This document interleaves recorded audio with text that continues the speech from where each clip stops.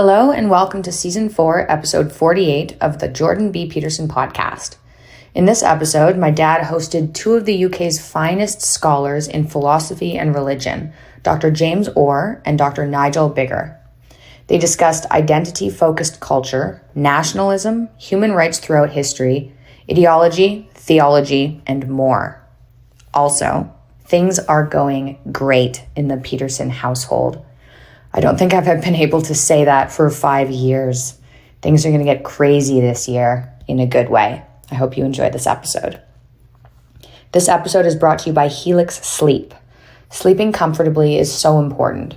It's the key to setting a good tone for your whole day. I just moved to Nashville. I'm so excited. Technically Franklin, Tennessee, and I need a new Helix mattress because the one I had in Toronto, I loved it. Helix Sleep has this quiz you take in about 2 minutes and it matches you with your perfect mattress depending on your body type and needs. Helix knows that everyone is different, so that's why they offer variety like soft, medium, firm mattresses, mattresses great for cooling you down, mattresses great for spinal alignment to prevent morning aches and pains, and even mattresses for plus-sized sleepers. Helix was awarded the #1 best overall mattress pick of 2020 by GQ and Wired magazine. Helix has been recommended by multiple leading chiropractors and doctors of sleep medicine as a go-to solution for improving sleep. Also, the mattress is shipped to your doorstep, so you don't have to go to a mattress store. Shipped for free. They have a 10-year warranty, and you get to try it out for 100 nights risk-free. They'll even pick it up if you don't love it. Helix even has financing options and flexible payment plans, so a great night's sleep is never far away. Just go to helixsleep.com/Jordan, take their 2-minute sleep quiz, and they'll match you to a customized mattress. Helix is offering up to $200 off all mattress orders and 2 free pillows for our listeners at helixsleep.com/Jordan. This episode is sponsored by Relief Band. Check out reliefband.com. You may be living in places where it's getting warmer, and because your areas have been reopening, hopefully, you're going to finally be able to start doing things with your friends and families, swimming, camping, water parks, maybe even amusement parks. Nausea in any one of those circumstances will ruin your fun. It ruins everything. Our producer recently used it while flying. It's all natural, and you just use it as a wearable device. No sedating anti-nausea meds necessary. So for those of you who worry about nausea, I have good news. It's called Relief Band, reliefband.com. How it works is Relief Band stimulates a nerve in the wrist that travels to the part of the brain that controls nausea. Then it blocks the signal your brain is sending to your stomach, telling you that you're sick or nauseous. Relief Band's the only over-the-counter wearable device that's been used in hospitals and oncology clinics to treat nausea and vomiting. Relief Band is the #1 FDA-cleared anti-nausea wristband that has been clinically proven to quickly relieve and effectively prevent nausea and vomiting associated with motion sickness, anxiety, migraines, hangovers, morning sickness, chemotherapy, and more. If you know someone who's suffering from nausea or going through chemo or morning sickness, Relief Band can make a great gift. People don't know about it. It's really useful. The product is 100% drug-free, non-drowsy, and provides all-natural relief with 0 side effects for as long as needed. Right now, Relief Band has an exclusive offer just for Jordan B. Peterson listeners. You go to reliefband.com and use promo code JBP. You'll receive 20% off plus free shipping and a no questions asked 30-day money-back guarantee. So head to reliefband.com, reliefband.com, and use our promo code JBP for 20% off plus free shipping. Hopefully this helps people who are suffering from nausea.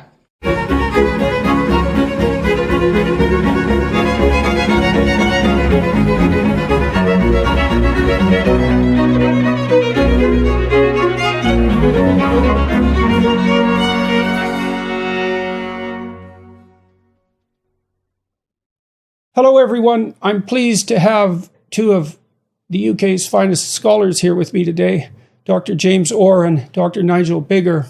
Dr. Orr is University Lecturer in Philosophy of Religion at Cambridge. He's Director of Trinity Forum Oxford and Trinity Forum Cambridge, and a regular contributor to the Times Literary Supplement and the Critic magazine. Formerly MacDonald Postdoctoral Fellow at Christ Church, Oxford, Dr. Orr holds a PhD and MPhil in Philosophy of Religion from St. John's College, Cambridge, and a double first in classics from Balliol College, Oxford. He's the author of The Mind of God and the Works of Nature, 2019, and co-editor of Neo-Aristotelian Metaphysics and the Theology of Nature.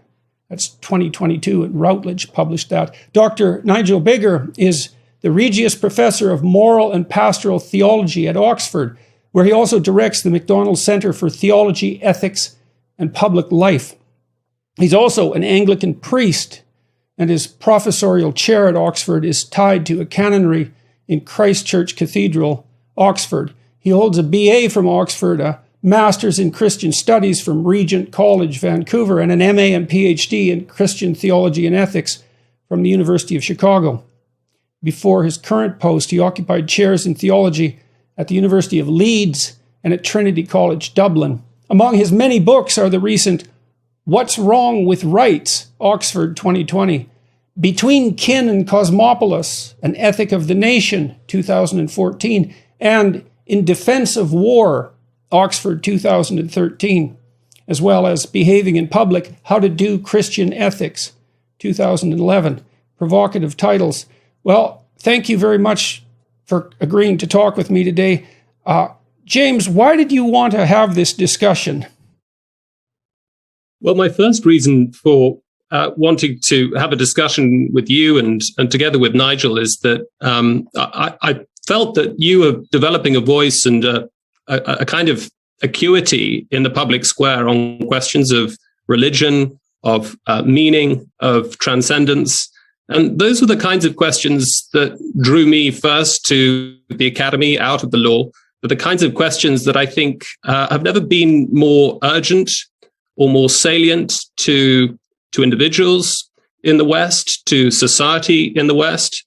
And so I thought this was an extraordinary opportunity to talk with you a little bit about your views on religion and to hear Nigel's too. Of course, we've talked we've had many conversations over the years, and Nigel's been a great mentor to me. And I had a few happy years with him in Oxford. But it's an amazing platform that you've carved out for yourself, and I'm really looking forward to the conversation. So what makes you think it's so urgent and salient now? Well, I think that questions of identity, questions of belonging, questions of significance, both as those are kind of answers to them are kind of positively expressed, but also negatively expressed. The sort of sense of crisis in the West at the kind of level of individuals, but also trying to work out where it is we're going as a society, particularly now that we've slipped a lot of our moorings that used to anchor us in, as it were, a stable, normative universe.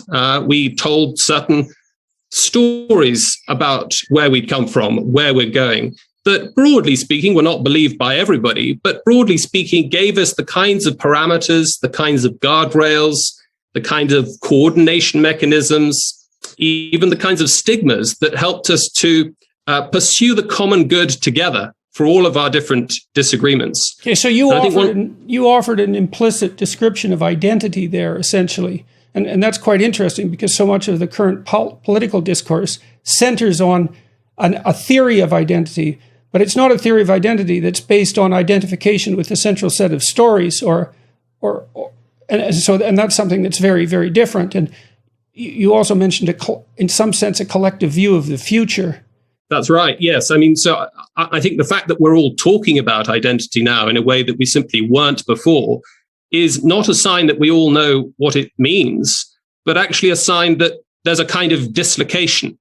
Identitas in Latin doesn't mean anything at all. It just means sameness.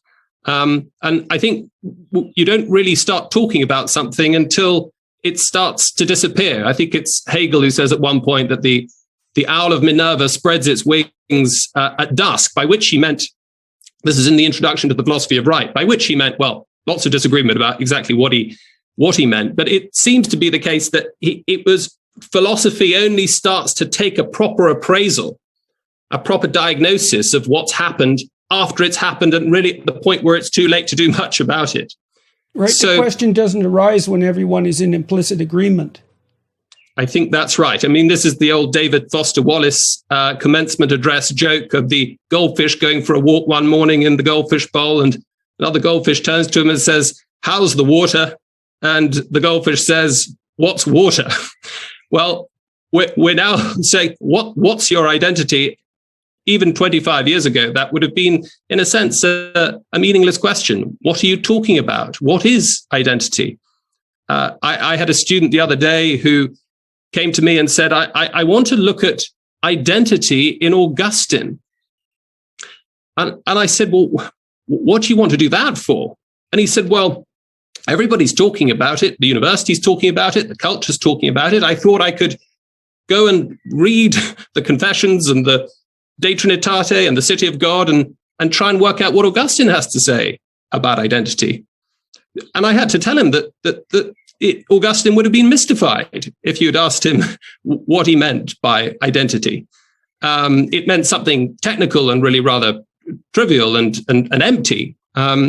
But so these are new ideas, but they're very dominant ideas, and they're ideas that we don't really have the answer to, but we're happy to project onto the canon, to project back into the past. It reminds me of Nietzsche's statement about the question of morality. He said that, well, when you're embedded in a culture that has a single morality, the question is what's right and wrong within that structure. But then when you're subjected to the onslaught of many moralities, the question of what is morality per se starts to arise. And so the questions get deeper, and maybe that's a consequence of, the intense cultural intermingling that characterizes the world now. And that's very rich, and it's enriched all of us, but it's also deeply unsettling, and it raises questions. And of course, technological transformation does the same, not least when it involves reproductive technology, let's say, and changes the relationship between the sexes. I'm going to switch to Dr. Biggar and ask him the same.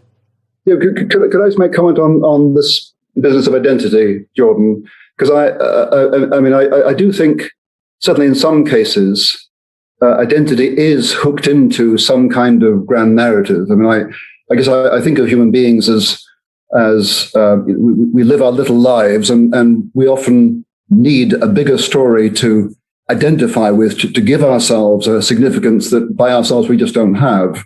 Now, that may not be the case everywhere, but I'm thinking particularly of nationalism. I'm Scottish born. I identify as British because I'm both English and Scottish.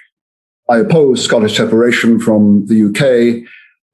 But when Scots people say, I'm Scots, I have a Scottish identity, I want to say, well, okay, that's fine, but can you give an account of it? And it seems to me that one can hold identities to account in this sense that when I claim an identity, I'm identifying myself with something. So when I say I'm Scottish or British, I have in my mind a certain set of stories, a certain set of heroes, a certain set of values that I claim as my own and identify with. And it seems to me that insofar as the stories and the heroes and the values have moral content, that they are morally accountable and can be morally criticized. So identity is not that's not bedrock. Okay, so that raises another question as far as I'm concerned, or a couple, is first of all, we might not identify with who we are. We might identify with who we would like to be or what the ideal is. And when you talk about, our finite mortality and our longing for something greater, I would think of that as part of of the religious impulse, essentially, that guides us toward the ideal that we're attempting to manifest. And so there has to be something beyond us that we identify with. And then I would wonder if it's not abstractly beyond, let's say, in the form of a religious notion, then it gets truncated into something like nationalism or something political that then gets inflated in significance to divine status because the proper target of identification is lacking. What do you think of that? Yeah, I think that's a danger, isn't it? That the grand narratives we identify with, we divinize them, we give them an absolute status, and nationalism at its worst does that, of course. So the nation becomes God, and in fact there was. Was it Ernst Renan talked about, or was it, no, it's Fichte, I think, talked about the nation being immortal, but the member of the nation, of course, is not. But you gain a kind of vicarious immortality by belonging to the nation, which always continues, which actually it doesn't, but never mind. But there is a religiosity to that. But I don't think that all identities have to absolutize themselves in that way. So identify as British, I'm married to an American. I could have lived and worked in North America all my life. I chose not to because I felt commitment to this country. Does that mean that I think that the UK is eternal and absolute? Not at all. I mean, it didn't exist before 1707. It may not exist if Scotland separates. So, but you have a place. You have a place for the relationship with the absolute in your life, and so it's conceivable that the nation didn't have to expand for you to fill that gap. Well, I mean, I know in Quebec there's a very interesting poll. You know, Quebec was the last Western country, in some sense, to undergo the transformation from deep religiosity, almost feudal religiosity, to secular status. That didn't happen until the 1950s. And then Quebec abandoned Catholicism at a rate that was just absolutely staggering. But the Gallup organization indicated that if you were a lapsed Catholic, you were 10 times more likely to be a separatist. Huh. Right. A piece of information I was looking for years. Just on that, I mean, I've noticed, and there's no proof here yet, but I've noticed that the rise of Scottish nationalism is correlated with the precipitate decline in membership of the Church of Scotland. Now, so I'm wondering, is there a kind of transference here from Presbyterian religion into Scottish nationalism? I suspect there is, because that reminds me of another central Nietzschean idea, which was that a couple of ideas was that as a consequence of the death of God, which is of course something that Nietzsche decried, he thought it was a murderous act, that we would become prone to either nihilism or a form of radical communitarianism. He identified that essentially with communism, or at least with the spirit of communism at that point. And then I would say that the rise of fascism, these are, in my interpretation, these are fundamentally replacement religions, except that they have pathologies associated with them that a genuine religion, and we could talk about what that might be at some point. It was one of the questions you guys proposed. They have pathologies that genuine religions in some sense manage to skirt. Do you think that that's a viable hypothesis? I mean, it's sort of predicated on the idea that we do have a deep religious instinct that's associated with the necessity for us to adopt an identity. Yeah. So when people desert kind of mainstream conventional religion, they kind of the religious instinct gets displaced, and so in the case of Nazism, most obviously, you get quasi-religious rituals. I don't know. Yes, which the fascists were particularly good at, and those were non-verbal, so they were harder to critique. Yeah, but they created a sense of the transcendent. So yes, I think that is a plausible hypothesis. The question of what kind of religion resists that is an interesting one. I guess religion has always had a problem with degenerating into idolatry. That's to say, the identification of something human, a piece of sculpture, a temple, a nation, something concrete, as divine, and that of course is a form of religion that monotheism, be it Jewish, Christian, or Muslim, has been against, because God is God, and God is transcendent, and God is barely understandable by human beings. And there's an insistence on that. I mean, part of the insistence, the present day insistence in Islam of not making images is, I believe, it's a variant of the same doctrine that you see in the Old Testament against making idols. And I think it's an attempt when it's working properly to protect the concretization of the absolute. And that is this psychological barrier against idolatry, which I think ideology is a form of, and I suspect, although don't know, that it's etymologically related as well. And so, you posited right at the beginning, Nigel, that we're destined in some sense to search for something beyond ourselves, that's part of our actual nature. I guess I would wonder too if that, Piaget, the developmental psychologist, posited the existence of a messianic stage in late adolescent development. And he didn't believe everyone hit that stage of cognitive development, but that many people did, and that was the point at which radical enculturation should take place. But it involved the turning outward to broader world concerns and the desire to join a cause. And maybe you can see that really intensely between the ages of 17 and 25, something like that. And then, so university students are primed for that, and then they're offered ideology now, I think, instead of what it is that we're trying to lay out, what yes. the alternative to that might be. So, yeah. So I wanted to ask you guys, James, did you have something to say about all that? Well, I mean, other than that, to say that, there's sort of obviously good nationalism and bad nationalism, and often the distinction is made between patriotism and nationalism, and Nigel's written very well about this, but it's often overlooked. I mean, I think that a lot of the problems today, certainly as has been part of the debate in the UK in the last few years, has been this question of are you a citizen of anywhere, or are you a citizen of somewhere? And a lot of the deep divides in our society flow from that basic distinction, the distinction that the sociologist David Goodhart drew a few years ago. And a lot of the differences that we are having, apparently a lot more trivial, flow are really downstream of that of that basic distinction. So there's an idea that Mircea Eliade had about the continual disappearance of God, because he looked at Nietzsche's pronouncement and said, well, God has vanished into the stratosphere of abstraction many times throughout history. This isn't a one time only. The danger of an abstract God that can't be represented is that he becomes so detached from human affairs that it's as if he's not there. And so the Catholic Church maybe produces saints as intermediaries and priests to sort of link the absolute to the proximal. But I wonder too is what happened with Brexit in the UK. I mean, I thought of that in some sense as a Tower of Babel phenomenon, is that people felt that their representation in Europe was so abstract that they were no longer connected to their land, to their town, to their community. And so the distance between them and the central authority became too great, and there was a longing for return to something like the concrete, which I had some sympathy for. But it begs a question too, is like, maybe there's a rank order of identity, and so you are a patriot to your land, but that's nested under an affiliation to something that's absolute, that isn't associated with nationalism. And I talked with Stephen Fry a little bit, for example, about the utility of having a monarch.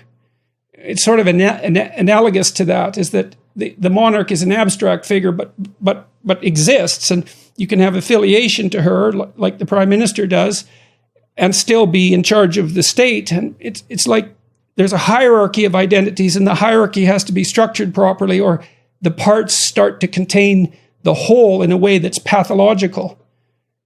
Yes. I mean, I was just thinking as you were speaking that certainly the way a lot of the arguments for thinking of one's love of country as a form of piety in the tradition of moral theology start from the most intimate and the most immediate. So it's love of parent, your biological parents. You didn't choose your parents. It's, as it were, you're thrown into this relationship with them, but it's the most intimate relationship there is. And similarly, the thought is that you owe your loyalty, your loves, your affections to your community, and so on in ever expanding concentric circles. But I think both Aquinas and somebody very different, somebody like David Hume later on in the 18th century, stressed that there's, as it were, a kind of there are diminishing returns as the concentric circles move outward, and there's certainly a limit, and it's not, as it were, maybe not an ideal limit, but it's simply a function of our finitude and our fragility, and in the Christian tradition, our fallenness, that we can't, as it were, love every single human being. We can't love humanity in the abstract, and nor can we love every single human being with the same sort of intensity. So that might be a more positive way of thinking about why we ought to owe what Augustine calls our common objects of love, or we treat our common objects of love as broadly proximate, but organized by the horizon of a kind of transcendent orientation towards the source of love, which, of course, in the Christian tradition is God himself. Jordan, I fully agree with you that we inhabit kind of a range of identities, some more local, some more regional, national, global, and then religious. And each thing we identify with gives a certain meaning to our lives and a certain significance. Just wondering, in terms of your encounter with younger people, at what point does religious identification begin to gain traction? Well, I think there's a variety of answers to that. One is that one pathway in is the diagnosis that the desire for deep meaning and also deep responsibility is there and valid and in everyone, and to be encouraged and recognized. So there's that. And then there's a serious discussion about, I would say, about love and truth and the pragmatic utility of both, and both as expressions of faith. Because you can't say, well, there's evidence that love in the broadest sense is the most effective manner in which to orient yourself in the world. You could make a counter case that it's power, for example. And you can't prove that speaking the truth is for the best. And partly that's because people get into trouble for speaking the truth all the time. But you can say, you can stake your life on those two things and see what happens. And that there's an adventure in that. And that appeal to adventure, that's really attractive to especially to young men, but to young people in general. And then there's one other element, which is part of it has to be the removal of rational objections. It's like when I did my biblical lecture series, I said I was going to stay psychological about it, except when I had to become metaphysical because of the limitations of my knowledge. And so I was trying to make sense of it. It's like, how can you have a relationship with this book that makes sense, so that you're not crucifying your reason, but using it alongside of you, and so that it's not mere, let's say, superstitious foolishness with regards to your axiomatic presuppositions of the form that the rational atheists criticize so effectively. So I said, well, I brought reverence to Genesis. I said, this book's been around a long time, and there's the possibility that there's something in it that I don't understand that's appealed to people across history, and let's approach it from that perspective and see what we can make of it. And that seems to have proved extremely popular, like sort of unbelievably popular.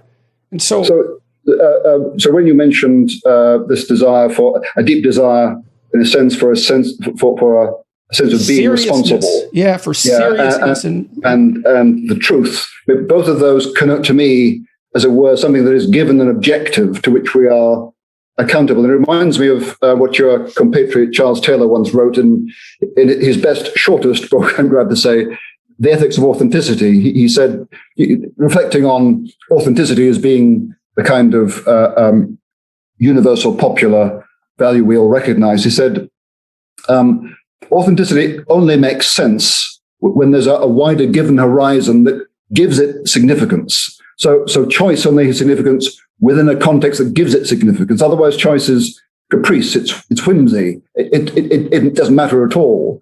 And so I suppose seeing this through Christian eyes as I do, what we have here is a recognition of the need for, if you like, a given moral order within which we are. We have freedom, and the freedom is what makes us responsible and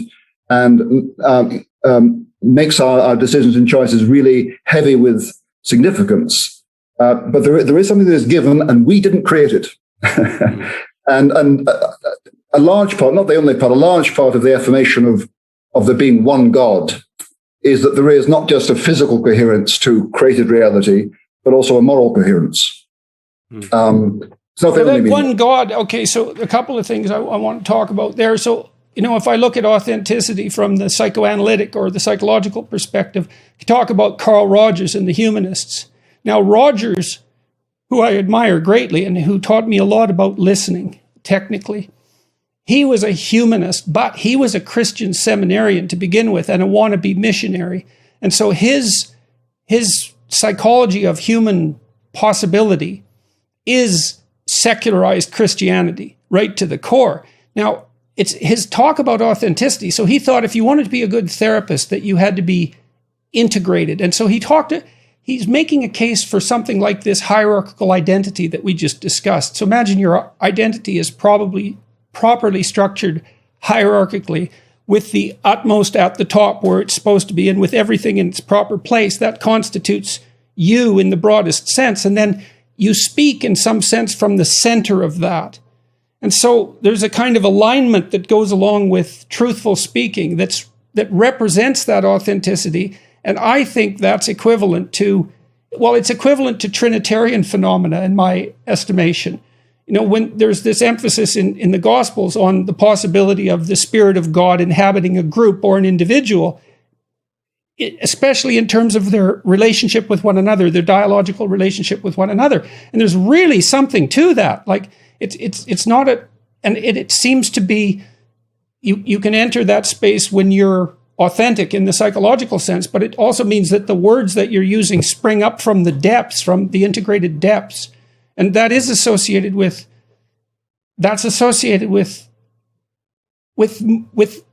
being possessed by the ideal at that moment. It's something like that. And you can call that forth out of people, right? If you're engaging in a serious and honest dialogue with them and you trust and you want the best from them, then they step up, and then you can have that kind of conversation, and it's ennobling for everyone, and everyone experiences it that way.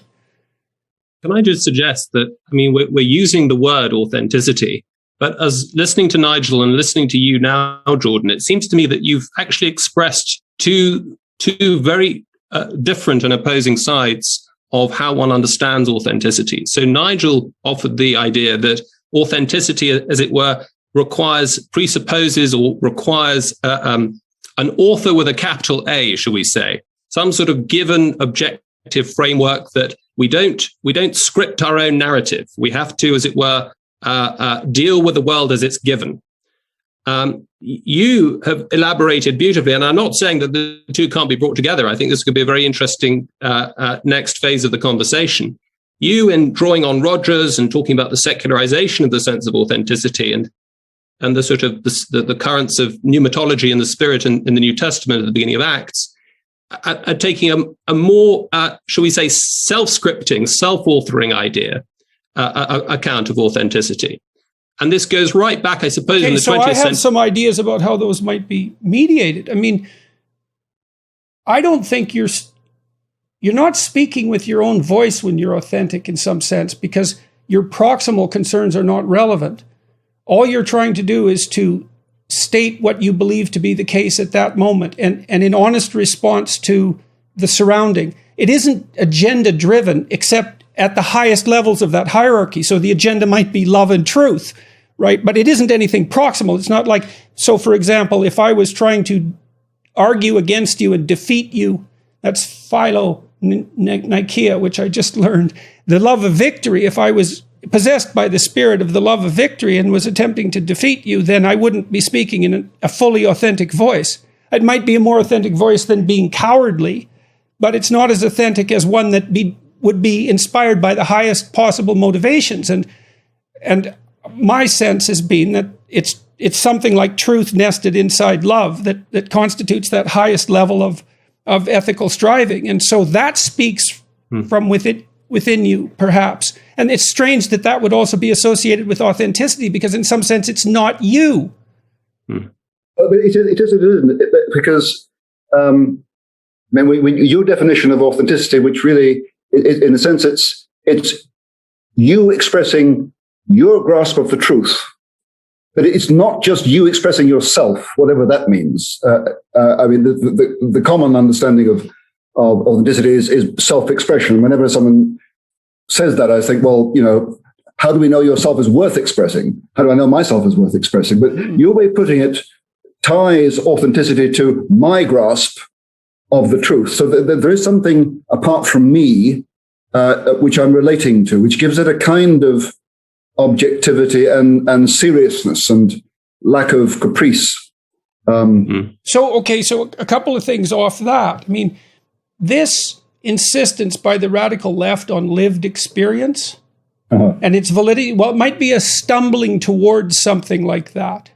Okay. Right? Okay. Well, Good. then the next thing, so I'll put that up. But then the next thing I'm thinking about is I've really been struck constantly by some of Jung's descriptions of Christ as a member of the Trinity, because Jung makes much of John's sense of Christ, the logos that's there across time, which I read something like the creative consciousness that's involved in the bringing to awareness of being, something like that. So it's maybe identical to consciousness itself, at least in its higher stages. It's very abstract. But then there's Christ, the carpenter, who lived in a particular time and place, which is kind of a mystery, because everyone asks, like in the movie Jesus Christ Superstar, why that time and that place? And the answer is, well, it has to be some bounded time and place. And so if what Christ is a representative in some sense of what a human being is that there's a divine aspect to us, which is this creative consciousness that's very abstract, but it's also localized intensely, in an arbitrary thrown, to use the existential phrase, historical context. And then each of us is unique in that manner, but there's something universal about each of us too, that enables us to reach out to each other. And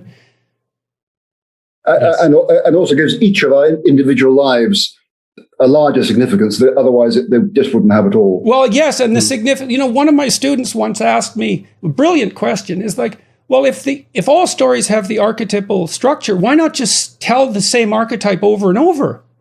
And I thought, well, isn't that so interesting? Because what you want is old wine in new skins, so to speak, right? You want the universal story particularized. And then I thought, well, that's exactly what Jung said about the figure of Christ, is it's the universal story particularized. And both of those, like both the particularization and the universality, it's the intersection of those two that produces the meaning. And it also produces, I guess you say meaning, I would say human dignity. Because on the one hand, there is individuality. No one quite grasps the truth or speaks the truth in my time and place like me. So in a sense, everyone is a unique prophet and has a unique responsibility, but we are commonly subject to a universal order, universal obligations, universal calling, which endows our little lives with a larger significance. I mean, this oscillation that you've been describing so beautifully between the universal and the concrete, the general and the particular.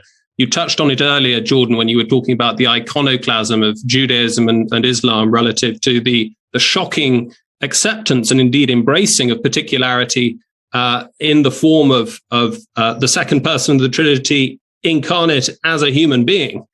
And the sort of shocking Christian claim is that God leaves his authenticating signature on not just on the processes of history, but on this particular carpenter in first century Palestine. This is what gets Hegel and others just so excited, that it seems to be this final synthesis where everything can, as it were, come to a resting point.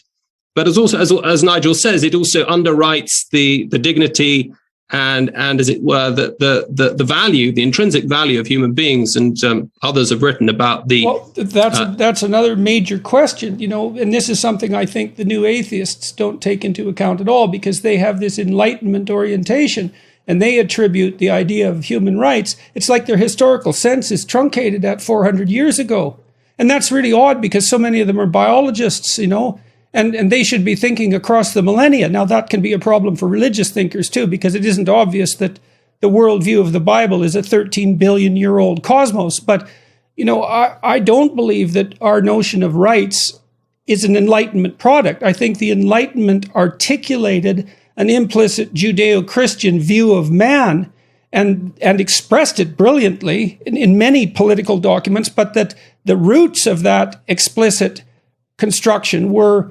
mythological and ritual and centuries or millennia or far past that old. And I actually don't think that's debatable. I think the idea that, the dignity of the human being and the rights of man emerged in the Renaissance, let's say in the Enlightenment, and out of nothing is a completely absurd proposition. It's much more reasonable historically to look at the narrative precursors to that idea.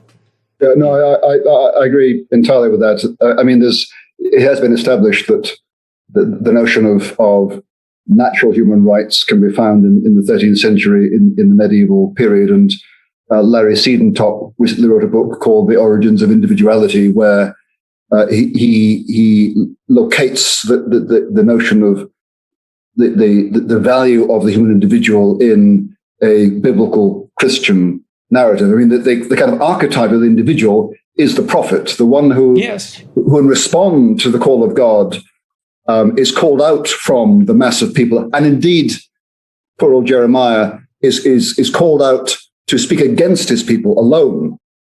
And it's the relationship between the individual and the call of God that, in a sense, creates the individual and draws them out of the mass. Right. Well, and you see that so often in the Genesis stories. I mean, Abraham's a classic example of that too. I mean, he's a failure to begin with. I mean, he's like 80 years old and still living in his dad's tent.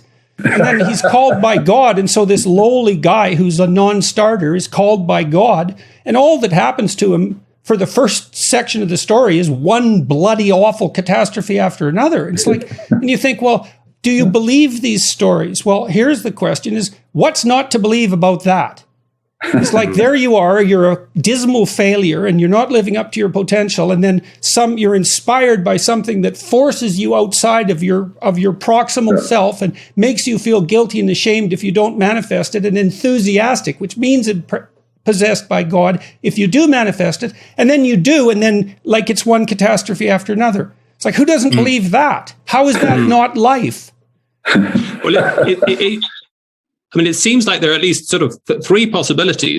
There's a kind of the Enlightenment creationist account of dignity just coming out of ex nihilo, coming out of nowhere with Kant and others, that says, which gives a kind of universalist basis to rights and a kind of cosmopolitanism that is based on pure rationality and nothing else. And we don't believe the silly stories anymore. Okay, so here's something that's interesting, James. So let's say that's true. Well, then why not postmodern critique that rationality out of existence? If there's nothing behind it that is more fundamental than a mere proximal European rational construction, why can't we just blow it away? First of all, attribute it to the West, which I think is a big mistake because I don't believe that's true. But then also just replace it with another rational construction. If there's nothing transcendent about it, nothing deeper. Well, I think a quick answer to that is to say we didn't need to wait for the postmodernists. We simply needed to wait for the 1790s and the Reign of Terror that was orchestrated, of course, by devotees of the cult, literally devotees of the cult of reason that was set up in Notre Dame, proclaiming liberty, equality, and fraternity, even as the bloods and the heads were running in the streets. Right, and in the cathedral, as you point out, which is so symbolically relevant. Indeed. This episode is also brought to you by Basis. If you guys have been listening to the podcast for a while, you know Basis by the company Elysium is a perfect way to save the time of NAD infusions and the cost and still get the benefits. NAD is found in every single cell of your body and is responsible for creating energy and regulating hundreds of cell functions. The body doesn't have an endless supply of NAD though, and the levels decline as you age. Basis also works on biological factors such as enhancing mitochondrial function and aids in improving DNA repair. Many Basis customers also report experiencing higher energy, less fatigue, and more satisfying workouts. You can also increase NAD by eating healthier too, more meat. Dad and I received NAD infusions in the past when he was quite ill, and I saw results like improved mood and energy levels. The big drawback was that the infusions took 8 hours and they were kind of physically painful. The IV version anyway, the pills are way better. Basis works by increasing your NAD levels and activates something known as sirtuins, or our longevity genes, which scientists say optimize the way we age. Getting more NAD is pretty easy. Just take 2 capsules a day to promote healthy aging. Listeners can get 1 month free on a subscription to Basis. That's the equivalent of $45 off by visiting trybasis.com/Jordan and using the code JBPBasis. That's trybasis.com/Jordan, promo code JBPBasis for 1 month free. It's a great deal on a groundbreaking supplement. This episode is also brought to you by Canva, my go-to for social media posts. I'm not a graphic designer, but I love creating. There's a lot that goes on behind the scenes of my dad's social platforms and podcasts, a lot. And when it comes to creating graphics or visuals, it's tricky without a good app. I found out about Canva Pro, and it's been saving our team so much time. They can create anything they want using whatever device they're on. It's a super cool design platform that helps you create content in a few clicks instead of spending hours on a computer. Canva Pro has a huge variety of tools in their library. You can find anything you need to create the perfect content for you or your brand. Features like premium fonts, photos, videos. Creating things with Canva Pro has never been this fun, and you can create whatever you want from scratch. It's really simple to use. You can also work on team projects, so no more losing files since everything's in the same place. It gets better though. You and 4 teammates can unlock everything on Canva Pro for just $12.99 a month, allowing you to share, edit, and comment in real time. Design like a pro with Canva Pro. Right now, you can get a free 45-day extended trial when you use my promo code. Just go to canva.me/Peterson to get your free 45-day extended trial. That's canva.me/Peterson. Canva.me/Peterson. Enjoy the rest of the episode. So the question that then is that, we now can't take seriously the Kantian claims to universal reason, and we can't really take seriously that. And I think the postmodernists would there's force to what they have to say, that deracinated reason that tears us away from any kind of locality, any kind of the sort of messy contingency of human development and human upbringing. I mean, it's not an accident, as some people like to point out, that Kant never had children and never went further than 10 miles of Königsberg, and yet had this extraordinary impact. I think it was the German poet Heine who said that Kant was far more deadly than Robespierre, because whereas Robespierre simply decapitated a king, Kant decapitated God.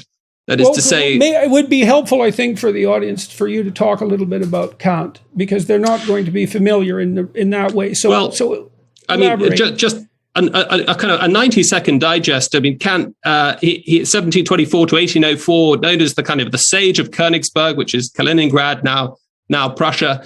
Broadly speaking, he has had an enormous impact, a subterranean influence these days, I think, because he's just so darn difficult to read. German is really only just becoming a philosophical language. A lot of his early writings are in Latin, but the explosion occurs in 1781 with the Critique of Pure Reason.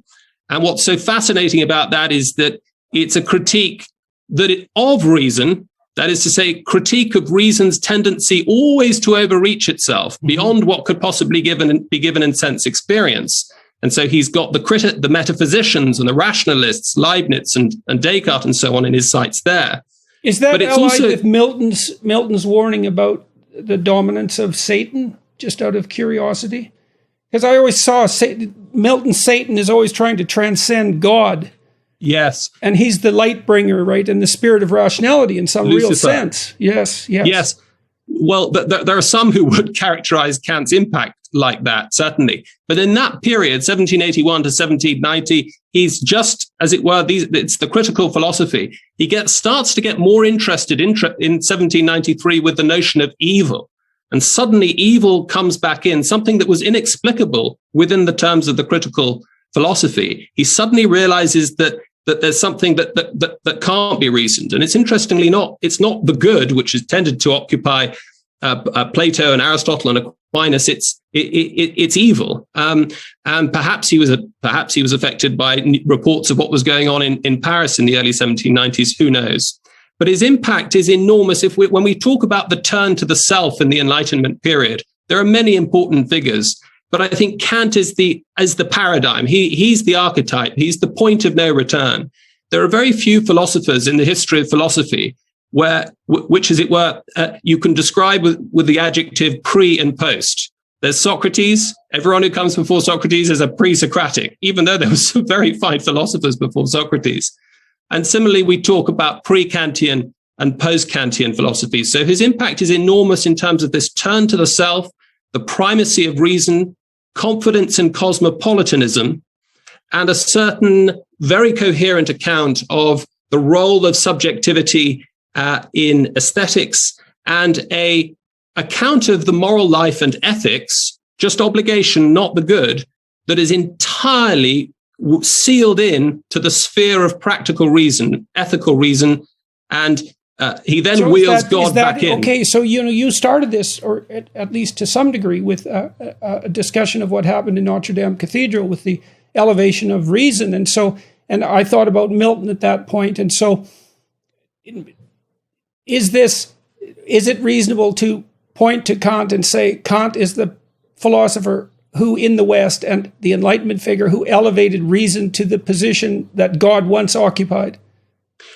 I think that's a fair summary of how a lot of people would interpret Kant's impact.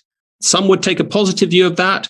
It's the birth of secularism. We don't, and it's not so much an antipathy to religion and to God. There's also a sense of hope and optimism. Well, and warranted. I mean, look what happened when everybody became able to think. I mean, our technological mastery is part and parcel of that process. It's not all negative, but it's still a matter of getting everything in its proper place. I read Milton as a warning that when reason is elevated to the highest place, that hell follows quickly behind. And I think about that, for example, there's nothing more rational than Marxism. All the axioms are wrong, but all the logic that flows from the axioms is perfectly rational, perfectly logical. And I mean, that's why Solzhenitsyn was able to make the case that what happened under Stalin was true communism. It was the axioms playing themselves out. They were arrayed logically. And so rationality, I've been talking to some cognitive scientists recently too, and they're interested in artificial intelligence and the development of independent thinking machines. And the people who are really working hard on that are very, very interested in the idea of embodiment, because they're not convinced that intelligent systems, abstract systems even, can exist in the absence of embodiment, that embodiment is tied to. And so there's an element of embodiment that's sort of something like the proximal concerns that you were talking about that seems necessary for proper cognitive operations to take place. So, well, one of the interesting things about Kant, and I think he's onto something here, is that one of the things that haunted him was the idea that what can be given in sense experience and our understanding of what was then a fully Newtonian physical universe didn't fit in, couldn't accommodate what really mattered. Rationality, the soul, freedom, and God. And this worried him. He was trying to develop a way of understanding and making room for these notions. And I think with AI and cognitive science and so on, I mean, my worry is always, well, first of all, I want to ask the scientist, have you cracked the mind-body problem? That is to say, They're trying hard. They're trying hard. Yeah, and in a sophisticated way, as far as I can see. Well, but the question of the mind-body problem is whether or not a complete science, the most sophisticated science that it was possible to generate, could fathom the mysteries of consciousness. That is to say, could purely physical causal processes generate reason, intelligence, and consciousness? Yeah, well, I think the answer to that is yes, but when that happens, our notion of matter will be radically transformed, right? Because it sort of assumes that we understand matter and we don't understand consciousness. It's like, no, we don't understand either. And when we understand both will be radically different.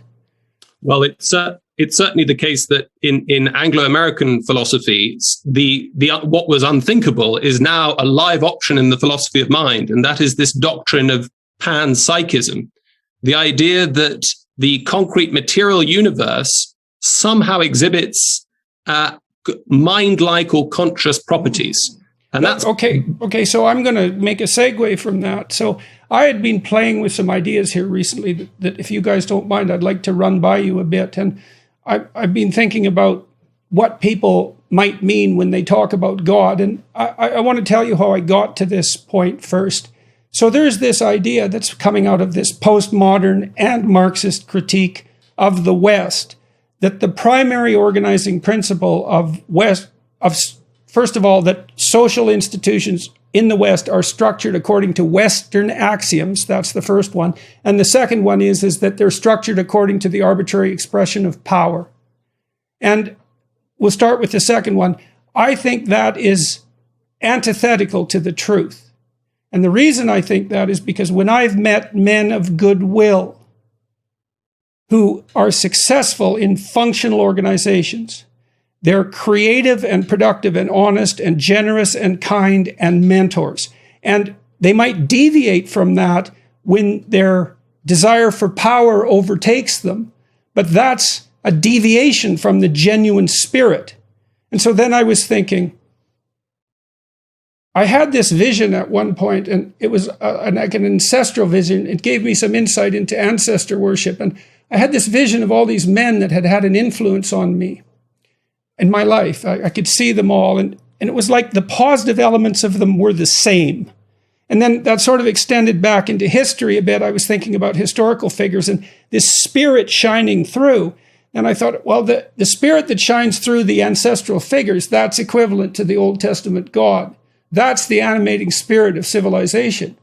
Now, I'm not making a metaphysical claim here. I'm not. I'm saying that, we already talked about the fact that when we're in a deep conversation, there's something the same about us that's operating. And I would say, like a biologist like E.O. Wilson would agree with that. We wouldn't be able to communicate with one another if we were talking about something that was fundamentally human, because we wouldn't understand our axiomatic presuppositions. So we have to be speaking from the particular to the universal in order for us to communicate. So the question is, what's the nature of the spirit that inhabits you when you're doing that? And then I think of it as this benevolent spirit that operates through history. It's responsible for the golden thread of philosophical conversation down the ages. And that would include the spirit that wrote and arranged the Bible, operating in different human beings. And that's a nod to the notion of its divine inspiration. And so I was thinking, these aren't attributes of God that the atheists consider, because they reduce it to a set of relatively absurd axiomatic presuppositions. But there are experiential elements to this. And so I think we exist within a hierarchy of values, and that selects our attention, because you pay attention to what you value. And there's a unifying tendency in that hierarchy of values, because it has to be unified, because otherwise you exist in contradiction with yourself and everyone else. So there's a tendency towards unity. So that's part of this paternal spirit. I think Mircea Eliade made much of the war of gods in mythologies. It's a very, very common theme. And what happens is the gods war, and one god comes out as superior. He's the dominant god. And I thought, well, that's associated with the moving together of tribes.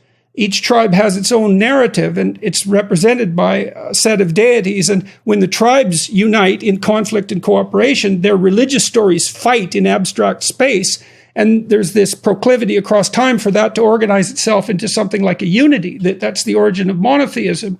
And that's the spirit of God as well. And then I thought, I won't go through all of these attributes, but because I can bring them up one at a time. But then another one is, I was thinking about this common trope in American sports movies. And I'm pointing to them for a particular reason. When you're engaged in a sport, you're trying to hit a target. And if you do it well, then everyone celebrates you. And that's the opposite of hamartia. That's the opposite of missing the mark. And so there's this collective celebration of the tendency of excellence in cooperation and competition to hit the mark. And everybody celebrates. That's worship. Everyone worships that. They don't even notice it. That's the same spirit. And then there's this movie theme, and the Americans are very good at mythologizing this sort of thing. So you imagine that the victorious quarterback is carried out of the stadium on the shoulders of his teammates, supported by his school and the town in triumph, and the cheerleaders are waiting for him. And you think, well, why would men elect one of their members to be the most attractive? And the answer to that is because that's how you see the path. It's something like that. And that's a manifestation of the same spirit. That's not power. And so this thing that we read, and then I'll close with this. One of the things that really hit me when I was doing my Genesis lectures was the realization that the word Israel meant those who struggle with God. And I think that's a way better definition of belief, true belief, than reliance on an axiomatic set of explicit presuppositions. It's like, this is something you contend with, right? It's like, what's the ideal? Is there an ideal? If there is an ideal, of what nature is it? Is it a personality? How does it manifest itself across time? We don't know the answers to this, but we can definitely wrestle with that. And that's the right pathway, I think, is the wrestling, rather than the dogmatic insistence that a particular, that's a lot. John, can I wind you back to your earlier impassioned statement that you're not making a metaphysical claim here, because it seems to me that the phenomenon pushes in a metaphysical direction in this sense that you're talking about all these people who have shaped you for the good, and in a sense it's as if they've been animated by a kind of spirit, a benevolent spirit. Well, if you're going to, as it were, remain strictly secularist or naturalist, then in a sense, this spirit is simply a product of these people. I suggest that the lived experience, if you like, or the phenomenon of the spirit as experienced by these people is not that they possess it. Rather than it possesses them. Absolutely. It obliges them. So in a sense, the phenomenon pushes toward something that is metaphysical. So let me add another wrinkle to this that's related to something that James said. Well, we talked about consciousness per se, right? And this is where the metaphysical starts to become interesting, is that this spirit that calls and impels and judges as well, and is in part the voice of conscience and all of that, I can't distinguish it from the active action of consciousness per se. And we don't understand the metaphysical status of consciousness. Now, one of the things I've been thinking, for example, I wanted to talk to Richard Dawkins about this, and I'm afraid he'd slash me into ribbons, so I'm somewhat hesitant to do it. But, Darwin talked about natural selection a lot, but he also talked about sexual selection a lot.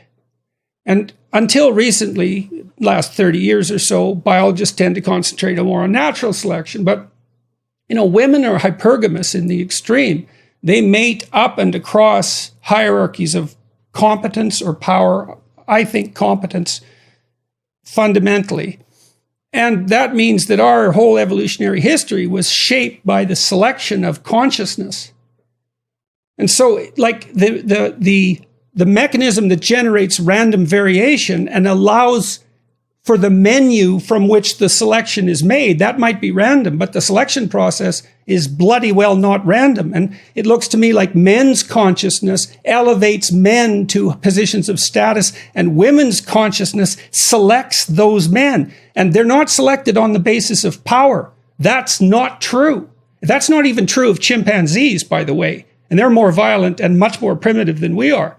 So, like that deep ethic that we're talking about, that doesn't run itself out. It's certainly not only Western. It doesn't even look like it's only human.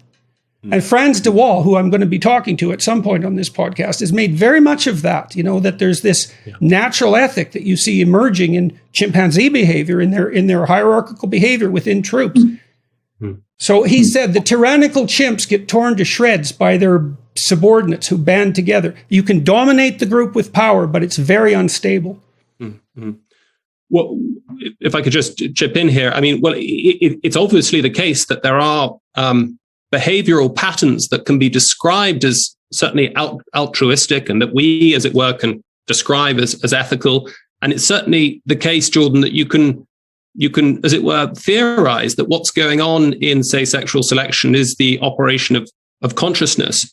But don't forget that somebody like Dawkins is going to say that there simply is no such thing. There is no such thing as consciousness. If by consciousness you understand some element of reality, some ontological ingredient of reality that is somehow not fully reducible to underlying neurological states. I don't have a problem with that. I read Dennett's book on consciousness, which was aptly criticized as Consciousness Explained Away. It's by no means the best book I read on consciousness, because I don't think it wrestles with, because the ontological significance of consciousness is equivalent to the ontological significance of being, because the mystery question is, how is there anything without awareness of it? And good luck solving that issue. And even if it is reducible to the material, my answer to that is, well, that'll just make material transcendent in a way that we don't understand. So you can't say you have omniscient knowledge of the structure of matter and consciousness is reducible to that. It's like, no, you don't. You don't know anything about matter at the fundamental quantum level, let's say. It's so mysterious and peculiar. Absolutely. But what we can at least say, and this is a very Kantian thought, that it's a condition of the possibility of any successful empirical or scientific inquiry into the way the world is, that we are a subject, that we exercise our consciousness, we exercise our reason, and we exercise the laws of thought. So I agree with you. I mean, I think the problem with the new atheists is not so much their atheism, it's their a priori commitment to the doctrine of metaphysical naturalism, which is roughly the idea that all truths are scientific truths or reducible to scientific truths. And it's a non-starter. The far more interesting golden thread that you talked about earlier, sometimes known as the perennial philosophy. Yes, exactly that. It is the thought that being, capital B, being, is the fundamental metaphysical question. And once you start approaching deep philosophical problems in that way, then you do start to see a remarkable convergence between Abrahamic monotheism, Vedanta and the Upanishads, the question of whether Brahman and Atman are one, that is to say, being and mind and the self are one. We see it, those sorts of questions are also not particular to religious systems. So think of somebody like Heidegger. You know, Heidegger is supposed to have spawned the great atheistic tendencies in 20th century existentialist and phenomenological philosophy. He says the fundamental question is, why is there something rather than nothing? Absolutely. Why being? Absolutely. Yeah.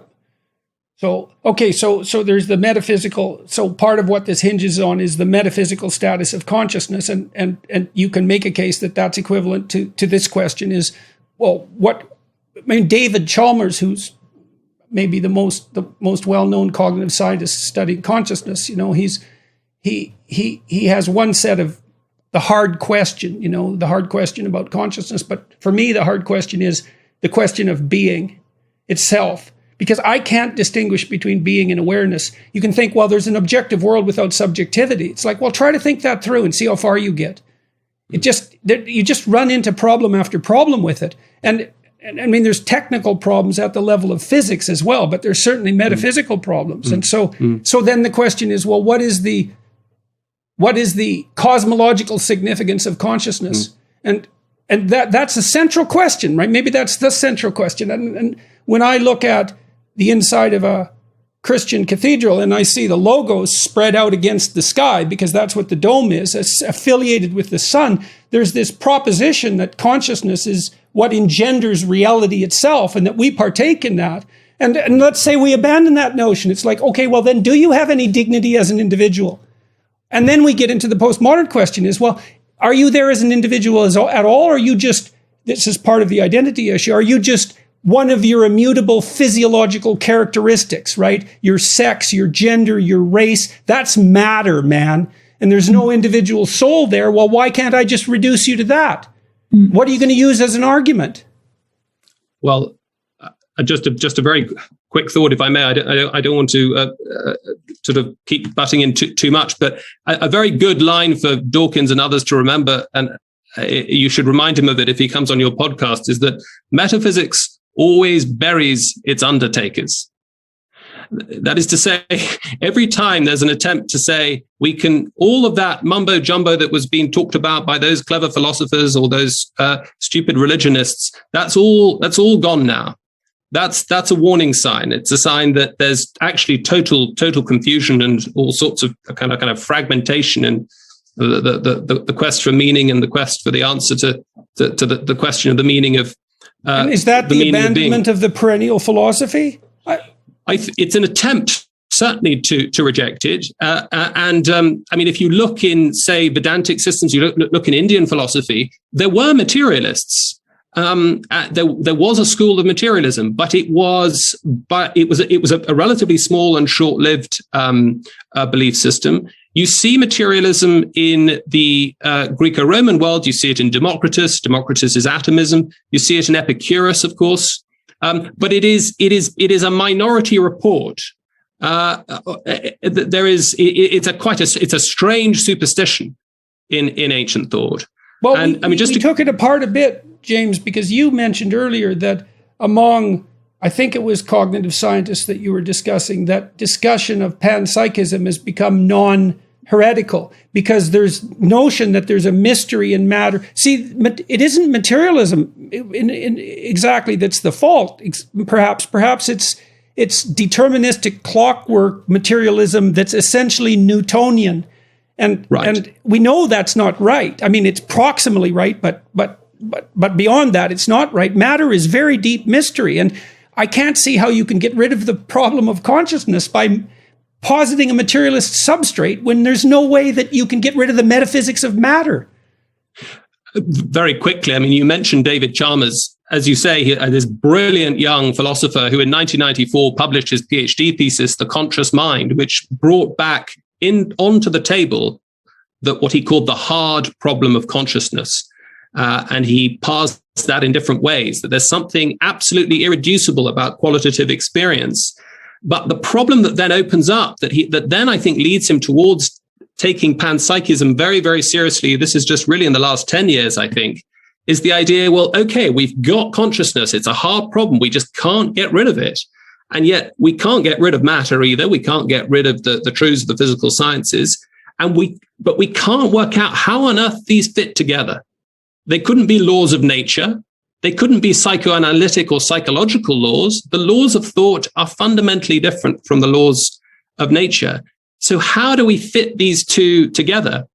And panpsychism at that point, though it might seem crazy to the person on the street, suddenly starts to seem quite an attractive account of the nature of ultimate reality. And I suppose just as a quick footnote to that, once you're there, materialism, Dawkinsian materialism is Dickensian and long gone. And the dialogue between the perennial philosophy and Anglophone philosophy of panpsychists is back on. So elaborate on that. That's what stopped me exactly, because now I'm trying to figure out, well, there's this, we should define panpsychism again for the audience, but then, okay, so what sort of dialogue does that open up as far as you're concerned? Well, my view is that panpsychists, it's early days, and at least in its modern contemporary iteration, I think you can say that Aristotle, if you read the De Anima, Aristotle's treatise on the soul, there's soul all over the place. The plants have a nutritive soul, animals have a perceptual soul, and human animals have both of those and a rational soul. So as it were, all of organic life is minded.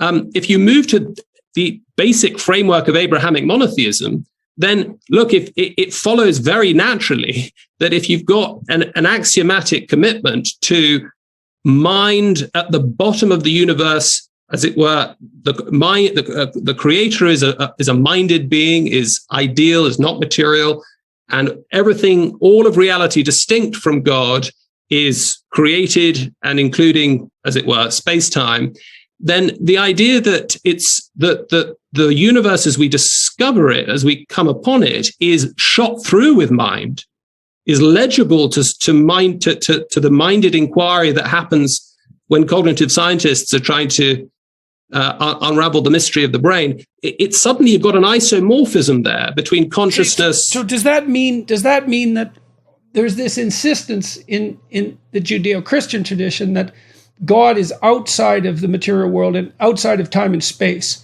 And that what that does in some sense is deaden material. It deadens matter. And then when God disappears, we're left with dead matter.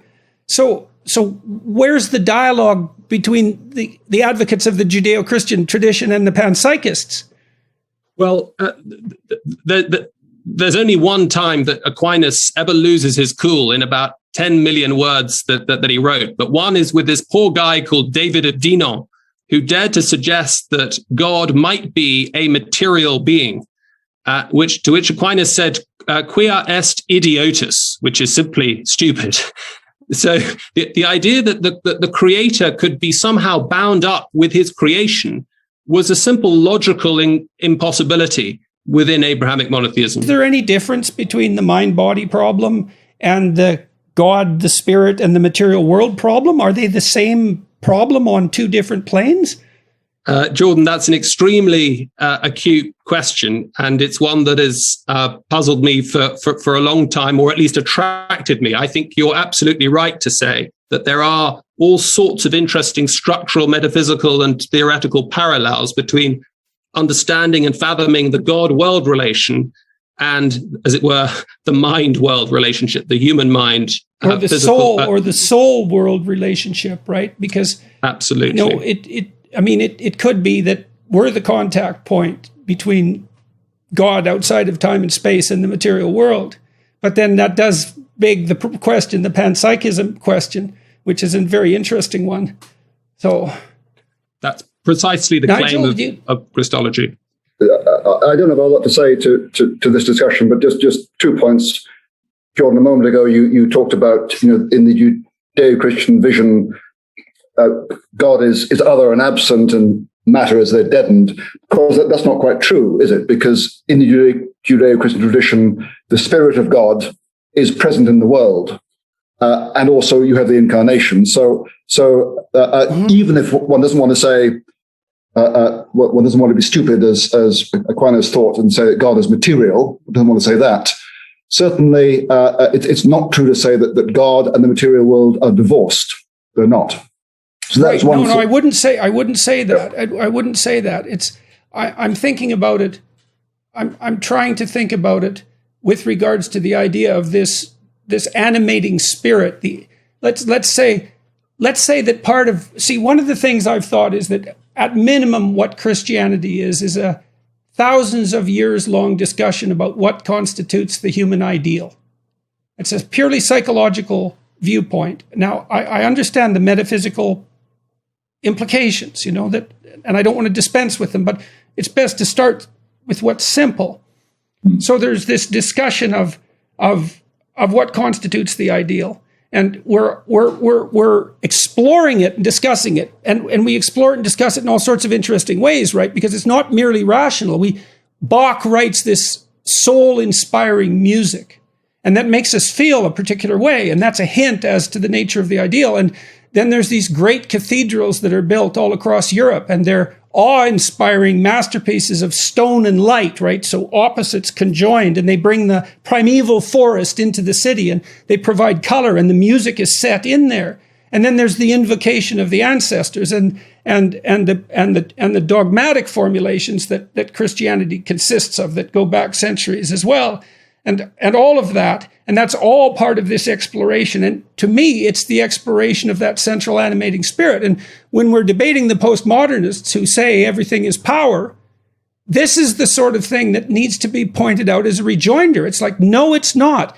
We're doing our best to manifest this ideal that we're discussing. We're flawed and fragmented and ignorant, and we don't know. So, for example, you asked me earlier, Nigel, what sort of things I had to discuss in order to make people attracted, say, to a discussion of Genesis. And what it is that I try to get the wheat from the text, and in the chaff, I think a lot of that's my ignorance. It's not necessarily chaff, but I'll leave it be because I don't have the intellectual wherewithal to make sense of it. So I just leave it be without despising it. Because I can't understand it doesn't mean there isn't something to it. Now, we're still stuck because we have problems like, well, the idea of the resurrection, which is obviously a very big problem in a very fundamental sense. And I leave that be, except to say that I have seen, in my studies of mythology, that there are stories of dying and resurrecting gods throughout history. And the idea of Christ seems to be of that type, although it's not only that, but it's something I can't touch, and that's a problem. But that doesn't mean that there isn't this investigation that we're all undertaking, including us in this conversation, of what constitutes the ideal and how we could manifest it if we could only understand it. And I think that's unbelievably compelling to people.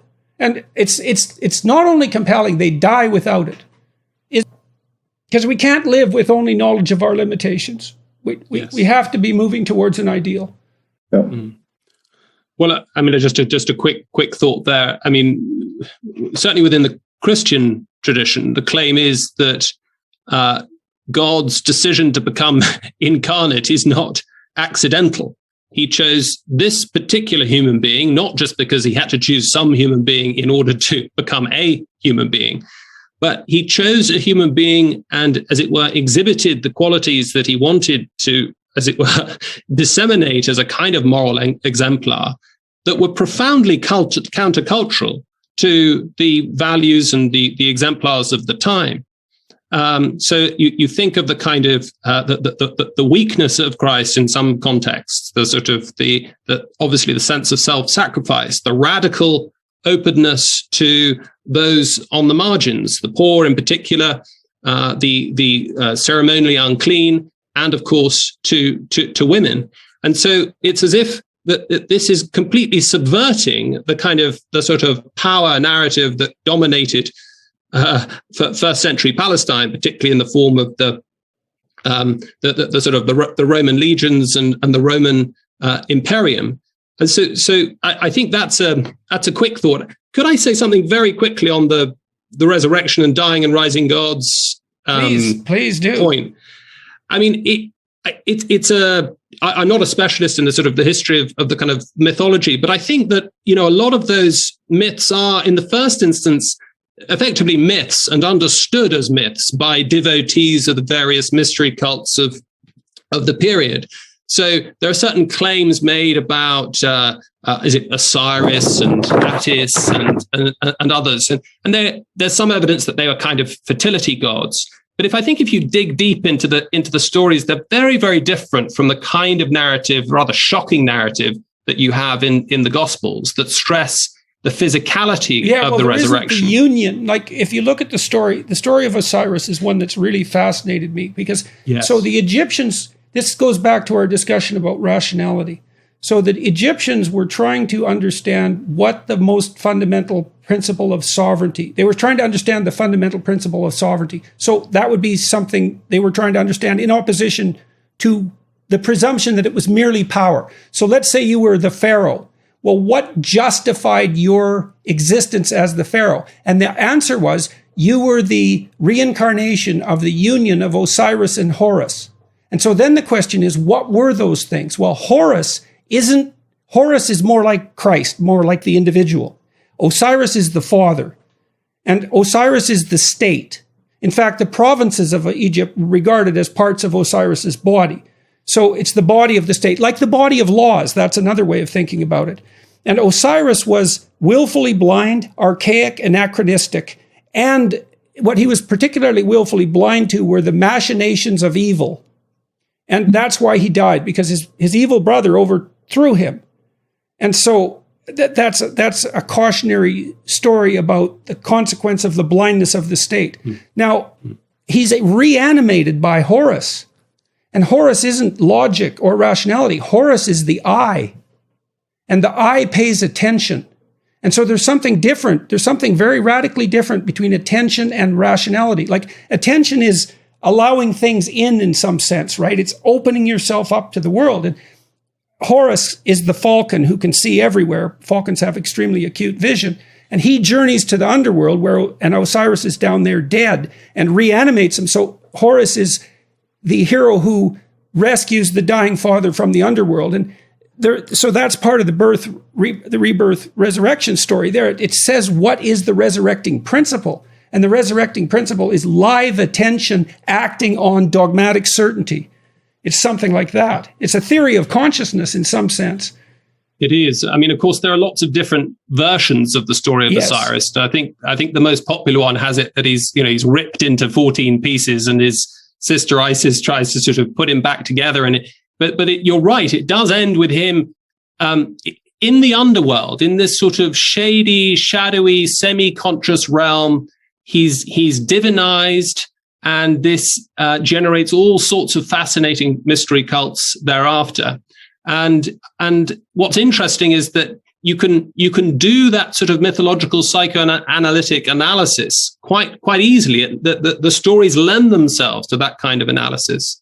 Whereas I think what you're getting with the early Christian attempts to grapple with this extraordinary and actually offensive, scandalous claim, as Paul talks, scandal to the Jews and craziness, moria, madness to the Greeks, is not that at all. This wasn't what was supposed to happen. He was supposed to come along and throw off the Roman yoke, not to sort of die in this horribly ignominious way, and then suddenly coming back. This was not what Second Temple Judaism was expecting. There's some evidence that there would be a resurrection at the end of time, but the idea that God would become would be incarnate and, as it were, would emerge and, as I said earlier, leave his authenticating signature through this very dramatic and, as it were, plainly historical event was simply not part of their expectations at all. So I was just saying I think there are clear differences between the two, and I think a lot of the temptation to see parallels really comes from it's Fraser, really. It's Sir James Fraser in the late 19th century, and that gets picked up by some French scholars, I think. But I think that the parallels, those stories are absolutely fascinating. The actual parallels with the New Testament don't really stand up to scrutiny. That's just my view. Jordan, can I take us back a little bit? You talked again about the importance for people, particularly young people, of this pursuit of the ideal. And way back, you mentioned Piaget and his theory of development and the stage of development you call the messianic stage. And I'm thinking about lots of contemporary young people who are party to the crusade for social justice over gender, anti-racist, anti-colonial. And on the one hand, I want to applaud them. I want to say, yep, you've invested yourself in the cause of justice, and that's a worthy investment. And then I observe, now as in my own time when I was an undergraduate, the adolescent messianic crusade is, of course, it's absolutist, it's intolerant, it's convinced of its own rightness, it's intolerant of those who object and impatient with them. Nowadays, it's social justice. In the 1970s, when I was an undergraduate, it was Marxism. But what's changed, I think, is that it's not just adolescents who are invested in this social justice crusade. It seems as if they're the minions. It's what? They're the minions. Yeah. So who's driving it? And also, I mean, as a Christian looking on this, it's us. It's our failure to have conversations like this that's driving it. Really? Right? Because, I think so. If we were offering a sufficiently attractive alternative, then it wouldn't be so powerful.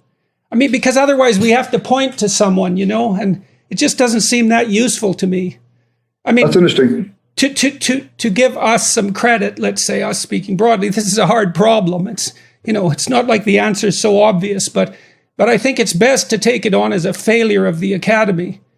That's because the kind of conversation we're having now is not the kind of conversation you'd have in a university classroom, as a rule. Yes, and it's certainly not the kind of conversation that I was allowed to have at Cambridge, let's say. Yes. Yeah. Yes. Yeah. So, as a consequence of what we've been talking about, so. Yeah. Yeah. So let me ask you a question, guys. This is part of this spirit idea. So I've been thinking about, is power the central organizing tendency? And does that imply that power is the central ambition of human beings? And then I thought, well, let's think about the people that I know and admire. Okay, so then I think maybe about my graduate student mentor, Robert Peel. And so I didn't really even know anyone in graduate school when I went to graduate school. I didn't know what it was about at all, and he took me under his wing, I would say, and treated me as I wouldn't say as an equal, but as someone who had valid things to say, always had time for me. And he allowed his administrative acumen and his wide range of resources to unite with my ability to generate creative ideas. And we collaborated, and it was great. And I never felt like I was in an exploitative power relationship. I felt that he was a mentor, and that really got me to think, because all the people that I admire, I think one of the things that I found that's so characteristic about them is that they love the opportunity to find people who are talented and worthy, let's say, and provide them with opportunities and education and advantages and a pathway to further realization. And then I thought, I don't think there is a more fundamental pleasure than that. And that's part of that animating spirit. And that's not power. It's like, it's the delight in, and I tried to specify it technically, it's the delight you take when the best in you can serve the best in someone else. And that's... I guess my response to that, Jordan, is, when postmodernists talk about power, they always talk about it cynically. It's oppressive power, it's unjust power. Yes. And I want to say, there's nothing wrong with power. And in a sense, you can describe the influence of this man on you was an exercise of a certain power, a certain authority. Sure, yes. So we need to get past the notion that power, or even hierarchy, are of themselves wicked things. I mean, they can be, but they needn't be. And my objection to the postmodernist view is it's implausibly cynical. It doesn't apply everywhere. It's unbelievably cynical. I can't see how you could possibly generate a more cynical theory about what constitutes the animating spirit of civilization than it's the arbitrary expression of power. Yeah. I mean, we all want power. Nothing wrong with that. But the trick is to use it well. Everyone wants power. No one likes to be powerless. And why should we? But we need the right kinds of power for the right kinds of reasons. Well, and when you speak about power in that sense, you want to be free, at least to some degree, of the arbitrary expression of power on the part of other people. Yeah, right? Yeah, sure. Right, and so we need to differentiate what power means. It means authority. It means competence. It means a wider range of knowledge. It means wider access to resources. It means wisdom. Like those, it means competent and productive generosity. And those are much more powerful forces than the arbitrary expression of power. And that it's only people who are failures morally that default to the use of power to structure their social relations. Like, I can't see, and I haven't seen this argument put forth in a particularly coherent way. It's like, what are you saying? It's arbitrary power. Like, arbitrary power is actually a weak force in comparison to these other modes of social organization.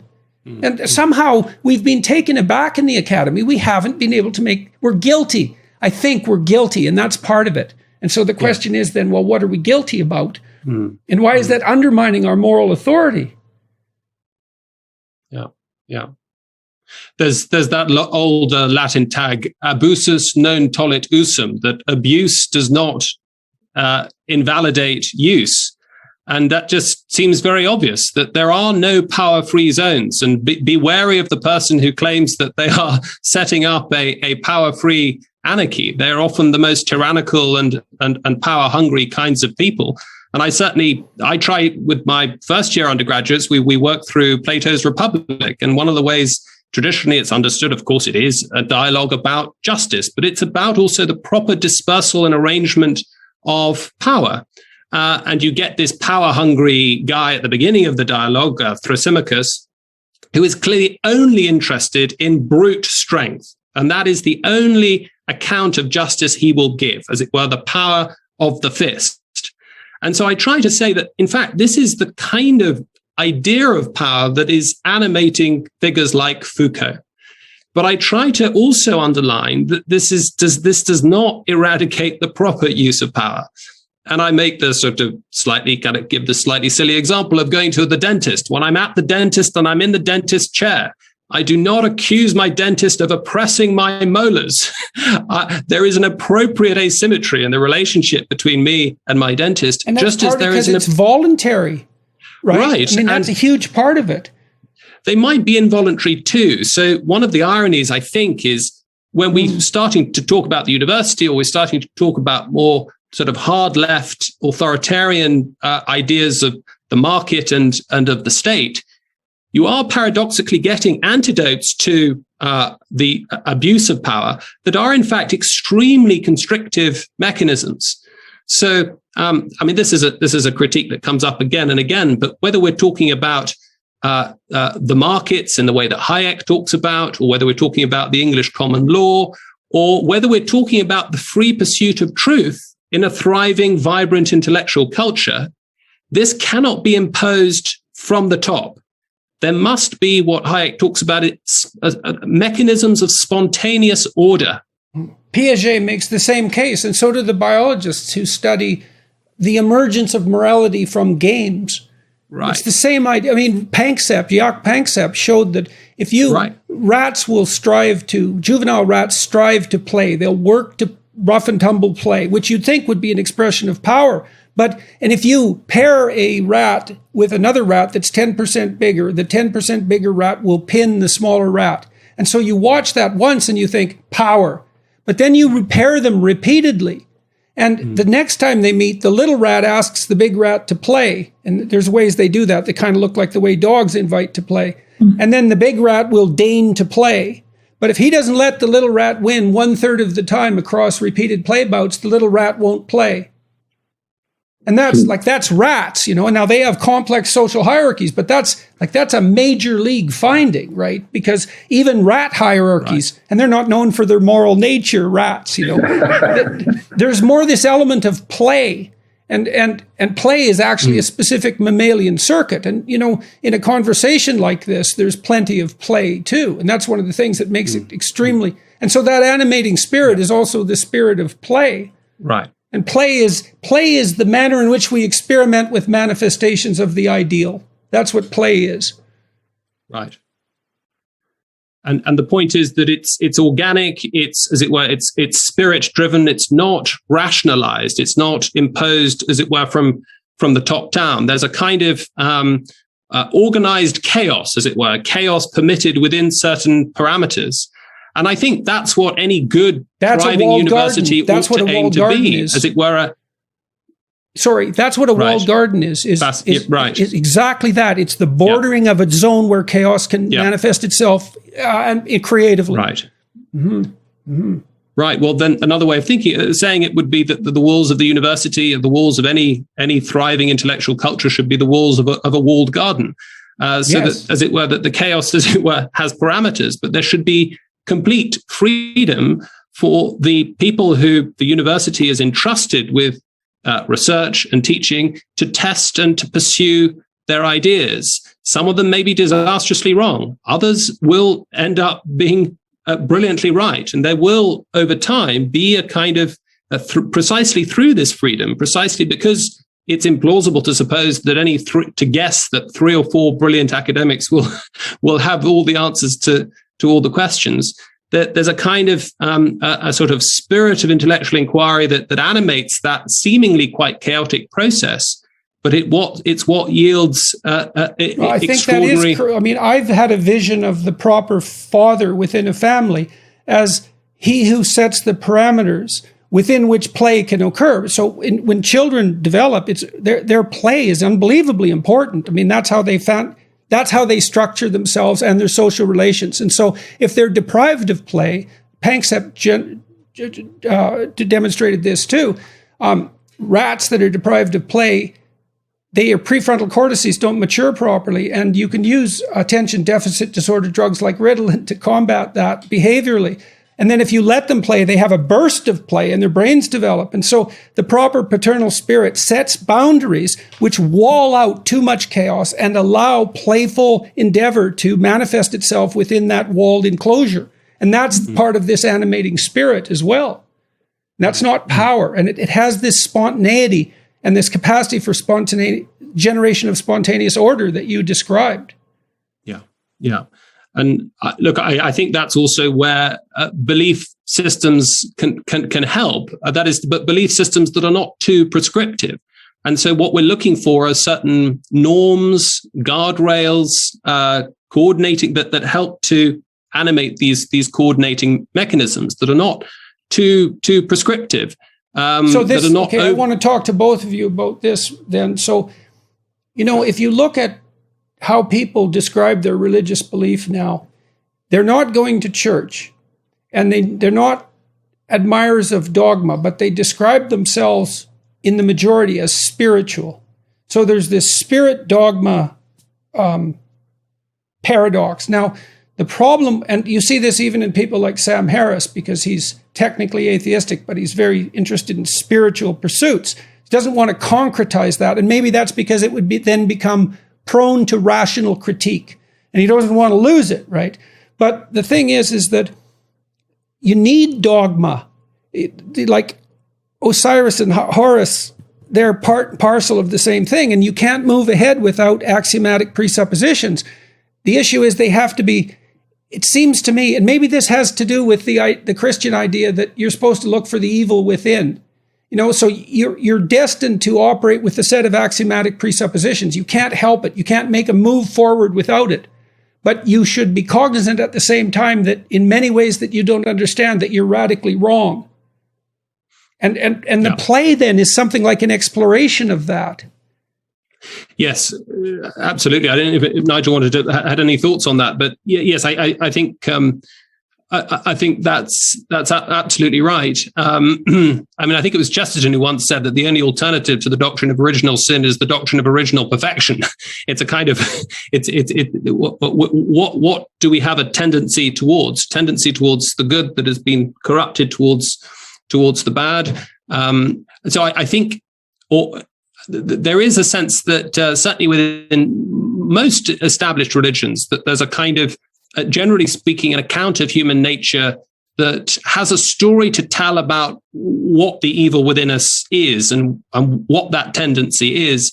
And I think that injects, even in the kind of worst chapters in the history of institutional religion, a certain humility, a certain healthy pessimism in the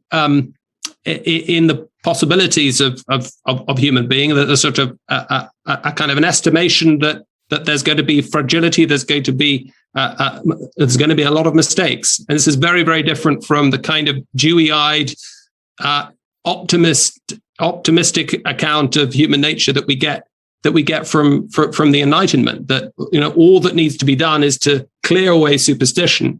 And then we can look forward to, as it were, the sunlit uplands of a perfect utopia where everyone is kind and nice to each other. The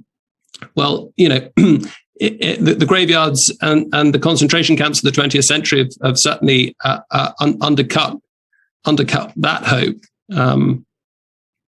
So yes, this idea of fragility and that sense that society somehow needs those sorts of guardrails, those parameters that will anticipate mistakes and human frailty is crucial. Governments struggle to deliver that. Well, let me ask Nigel a question here that comes out of this discussion. Nigel, you talked earlier about the idea that a religious belief in some sense could be an inoculation against idolatry and ideology. And so I want to ask you a bit more about that, but with a twist on this idea about evil, because one of the things that I don't like about the claim of oppressive patriarchy is that it identifies evil externally in the social world, right? It's that malevolence exists. So that's kind of an original sin variant, the idea that there is in fact malevolence and evil. Well, where is it? Okay. Well, it's in society, and then it's in this patriarchal spirit. It's like, well, that's really dangerous as far as I'm concerned, because, well, if it's someone else and they're evil, then all the restraints are lifted. And we've seen that many, many times in the 20th century. And there's the Christian idea, I believe, and I don't think it's limited to Christianity, but it's very well developed in Christianity, is that the best place to search for evil is within. And you're likely to find plenty of it as well. And it'll keep you occupied if you want something to do. And so is that part of an inoculation? Yeah, I think it is. Just going back to your earlier comments about postmodernism, it struck me that when postmodernists say that everything around us is about power and the abuse of power, ironically, it gives the postmodernists license to abuse power in the treatment of other people. So, for example, because I'm white, privileged, and God help me, in Oxford, nothing I say about, let's say, colonialism is to be taken seriously, because, of course, it's only a rationalization of my social or political interests. And so my critics never take what I say seriously, don't listen to what I say, constantly misrepresent what I say, constantly do me injustices. But it's justified because they're in the right, and I'm clearly motivated by unjust power. Ironically, of course, they are abusing power themselves, but they don't see it.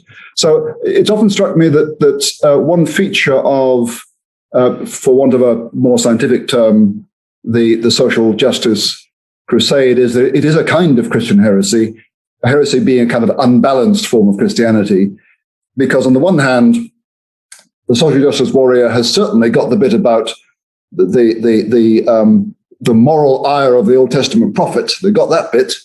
And hypothetical concern for the dispossessed. And indeed, absolutely. So that's all right. But what they lack is a Christian sense of compassion for weak, feeble humanity, which we all are. We're all crooked, and this sense that the line between good and evil runs right down the middle of every one of us. So therefore, no Christian can regard someone who's done wrong as simply subhuman or of another kind than themselves, because we're all sinners.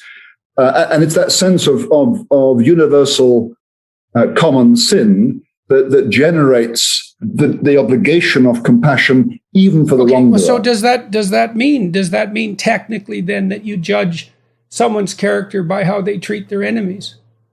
I mean, that's a fundamental Christian claim. It's and because I do believe very frequently that people who say the central animating spirit of civilization is power is a confession and a desire, both at the same time. That's right? Interesting. Yeah. I really believe that, and in any case, so the issue of the enemy. So there's a couple of thoughts that are jumbled together in my mind. So I was thinking, one of the things I tried to figure out for a very long time was why the snake in the Garden of Eden was associated with Satan. It's a very, very weird thing, and it's outside the domain of rationality. It's an intuitive leap of unbelievable magnitude. When I think I figured it out, it just about flattened me.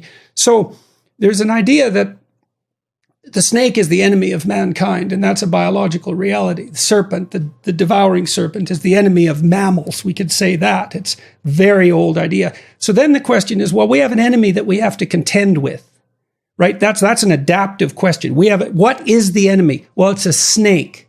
Well, it's a snake in the garden. And that means that no matter how well you build the walls and how carefully you aggregate the territory, there's still that possibility of malevolence. And so then the question is, well, what's the malevolence? Well, it's the snake. Well, maybe it's the existence of snakes. But then it gets psychologized. It's like, well, it's the snake in your soul. It could be the snake in your enemy. But then even more sophisticated, it's not. No, the ultimate enemy is the snake in your soul. And you see that right away in Genesis with the story of Cain and Abel, because Cain is possessed by the enemy, the adversary, right? It's an analogy of the story. It's an analog of the relationship between Christ and Satan, more concretized. But it's so sophisticated, right? Because one of the things that humanity has to figure out is what's our enemy? What can destroy us? It's like, well, the snake, that's natural world and predation. It's, well, what about that in other people? Well, yes, what about that? We can demonize the enemy in no time. But if we're really sophisticated, we think, no. The most fundamental adversary is the one within. And then that also offers the opportunity of something like a romantic adventure, because you can tell young people, overthrow the oppressive patriarchal tyrant. Or you could say, no, you should seriously contend with the evil within. That's a far more difficult endeavor and a far more noble endeavor. And it seems to me that that's something a religiously inspired humanities would make that a central issue. And that's part of the building of character. So your point about the snake is well taken. On the one hand, it is a kind of objectification of evil because the evil lies in the snake, right?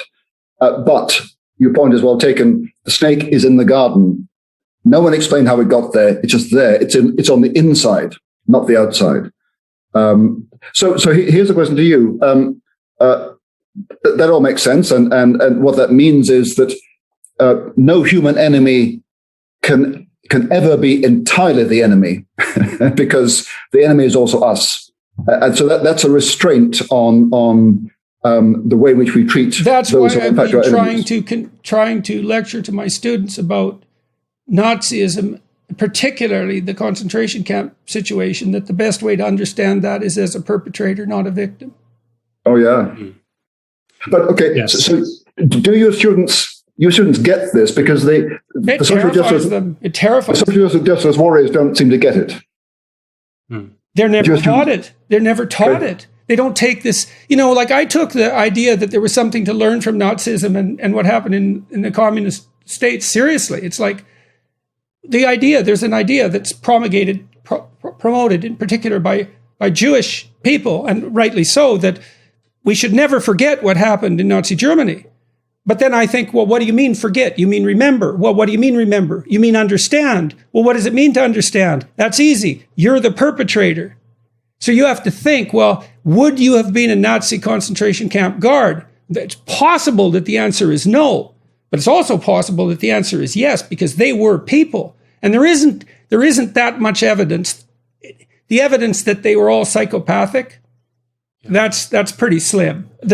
There were certainly psychopaths among them.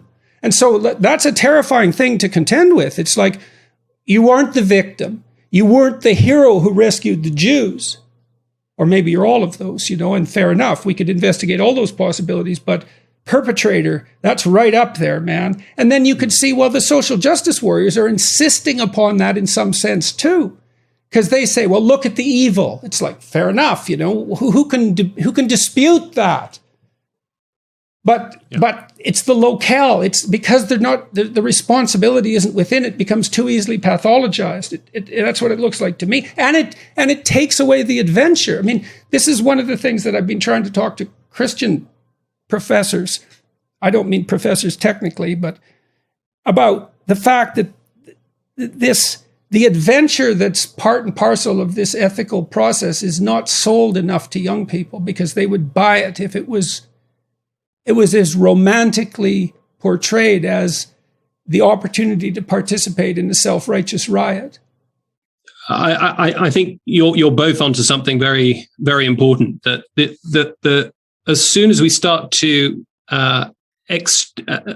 project sin and culpability onto systems and structures and away from individual agency, things start to go very, very badly wrong. I know that I believe there's a tradition in Ignatian Catholic spirituality. It's called the Contemplatio Loci, where you are supposed to, this is a counter-Reformation idea, where you're supposed to read the Gospels very, very carefully, and you're supposed to imagine yourself there. And one common theme is that you're supposed to imagine yourself at the foot of the cross, not, as it were, as a friend or as a follower of Christ, but as part of the mob.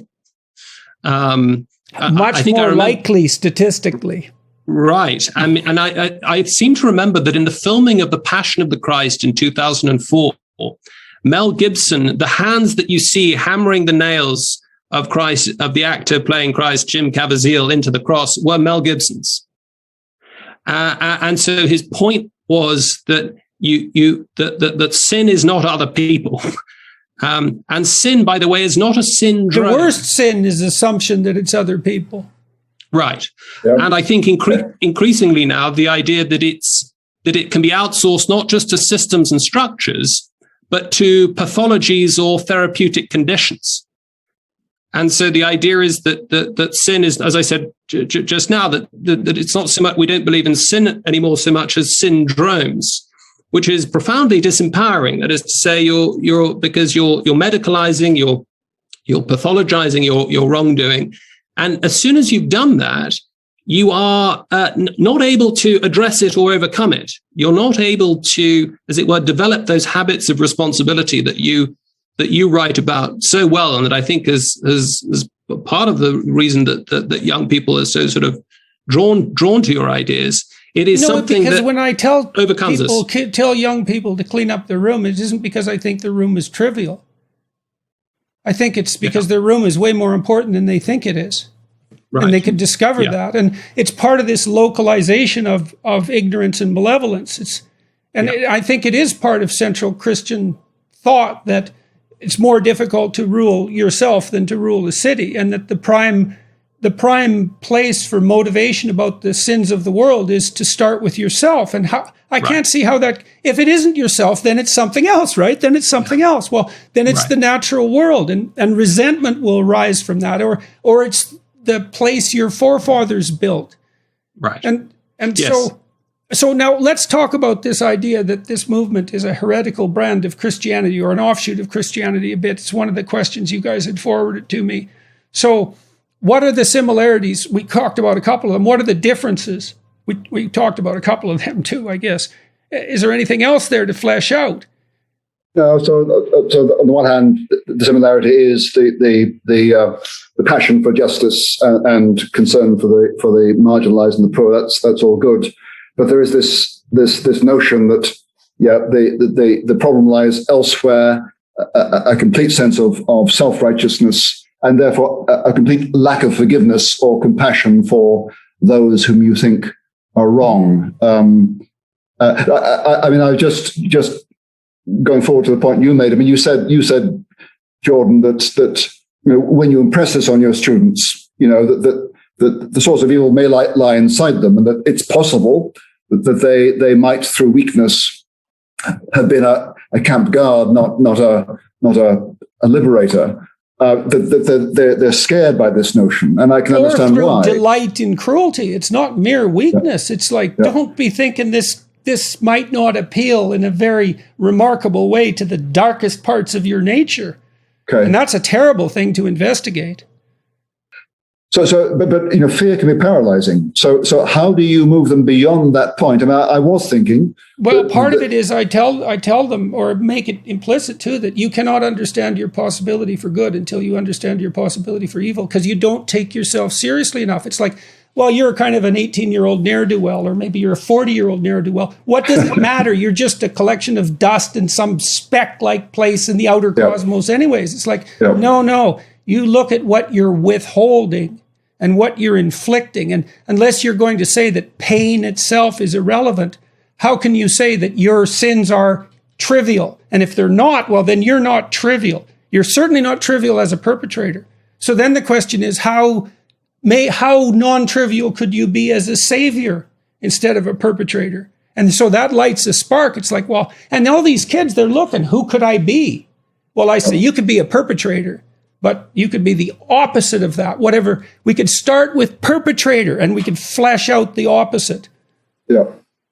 And they're on board with that. They're and no wonder, because, like, of course, right? It's certainly consistent, Jordan, with some very influential accounts of how the Holocaust could possibly have happened. Leaving to one side this difficult neuralgic debate about the uniqueness of the Shoah and so on. I think is it Christopher Browning or Richard Browning, that extraordinary book? Christopher. Yeah, where he studies that police battalion involved one of the Einsatzgruppen and just the staggering normality of the people involved in that. Conscripted, they were not diehard ideologues, diehard believers. Some of the letters brainwashed. They even objected. They weren't punished when they objected. Yeah, quite extraordinary. It is. It's a deadly book. It's a terrifying book. It's incredible. I always thought Hannah Arendt had it backwards. Yes. It's not the evil of banality. It's not the banality of evil. It's the evil of banality. It's the evil of banality. Yes, and I think that's a lovely thing to tell undergraduates too. It's like, your life is banal. Well, that isn't who you are. That isn't who you should be. It's like, this is the only thing that can justify this suffering is a great adventure. It's, well, what's the greatest adventure? It's ethical endeavor. And you have to be able to say that without cliche. And you say, well, you struggle with the adversary within. You want an adventure. And see what happens if you tell the truth. Because you don't know what's going to happen if you tell the truth. Because you're agenda free, right? It's like you're not trying to manipulate the world to deliver in the Heideggerian sense of delivering standing resources. You're not an exploiter. You're an explorer. And you know, all these kids, they come into the university with a veneer of cynicism.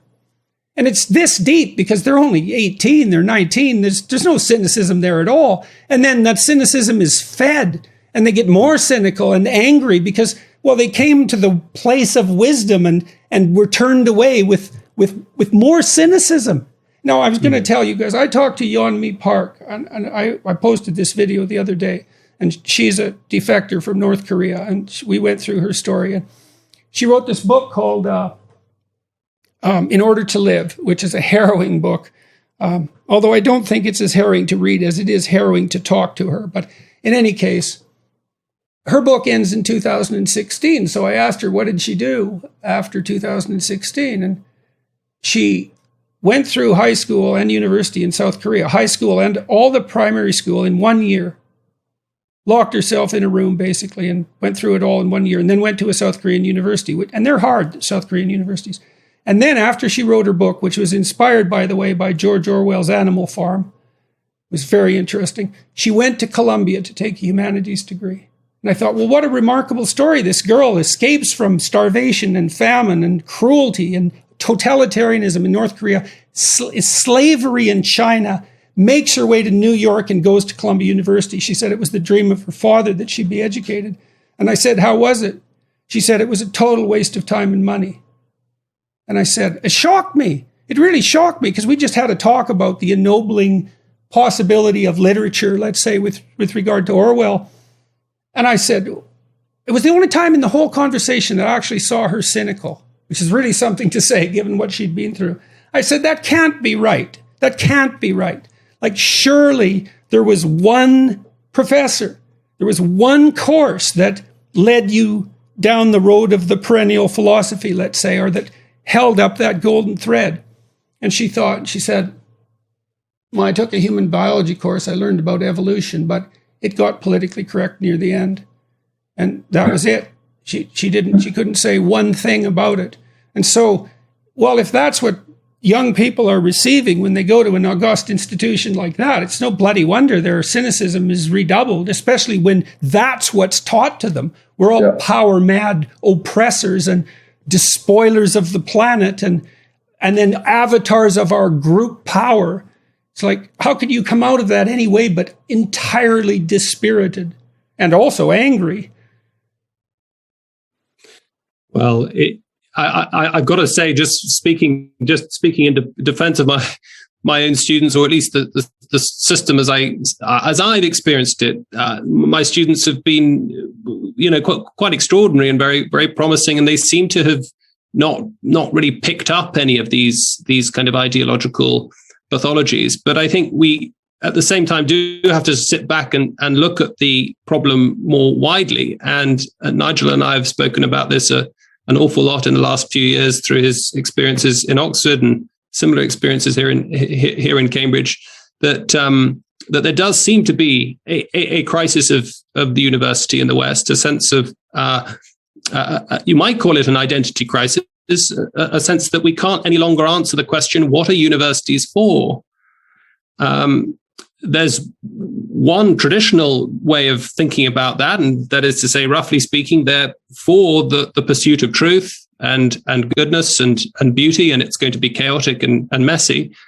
But then there are competing visions as to what the university is for. We can certainly talk about the perennial philosophy. I mean, that just seems to me to be self-evident, is we're having a conversation down the generations about the nature of humanity and its ideal, and that's what the university is there to foster. So the humanities are at the core, and then it branches out into science and the professions, but that's the heart. And the heart is this discussion, the perennial philosophy. And it does. I can't understand really why that case isn't made more explicitly, and also, in some sense, somewhat self-evident. I mean, I presume that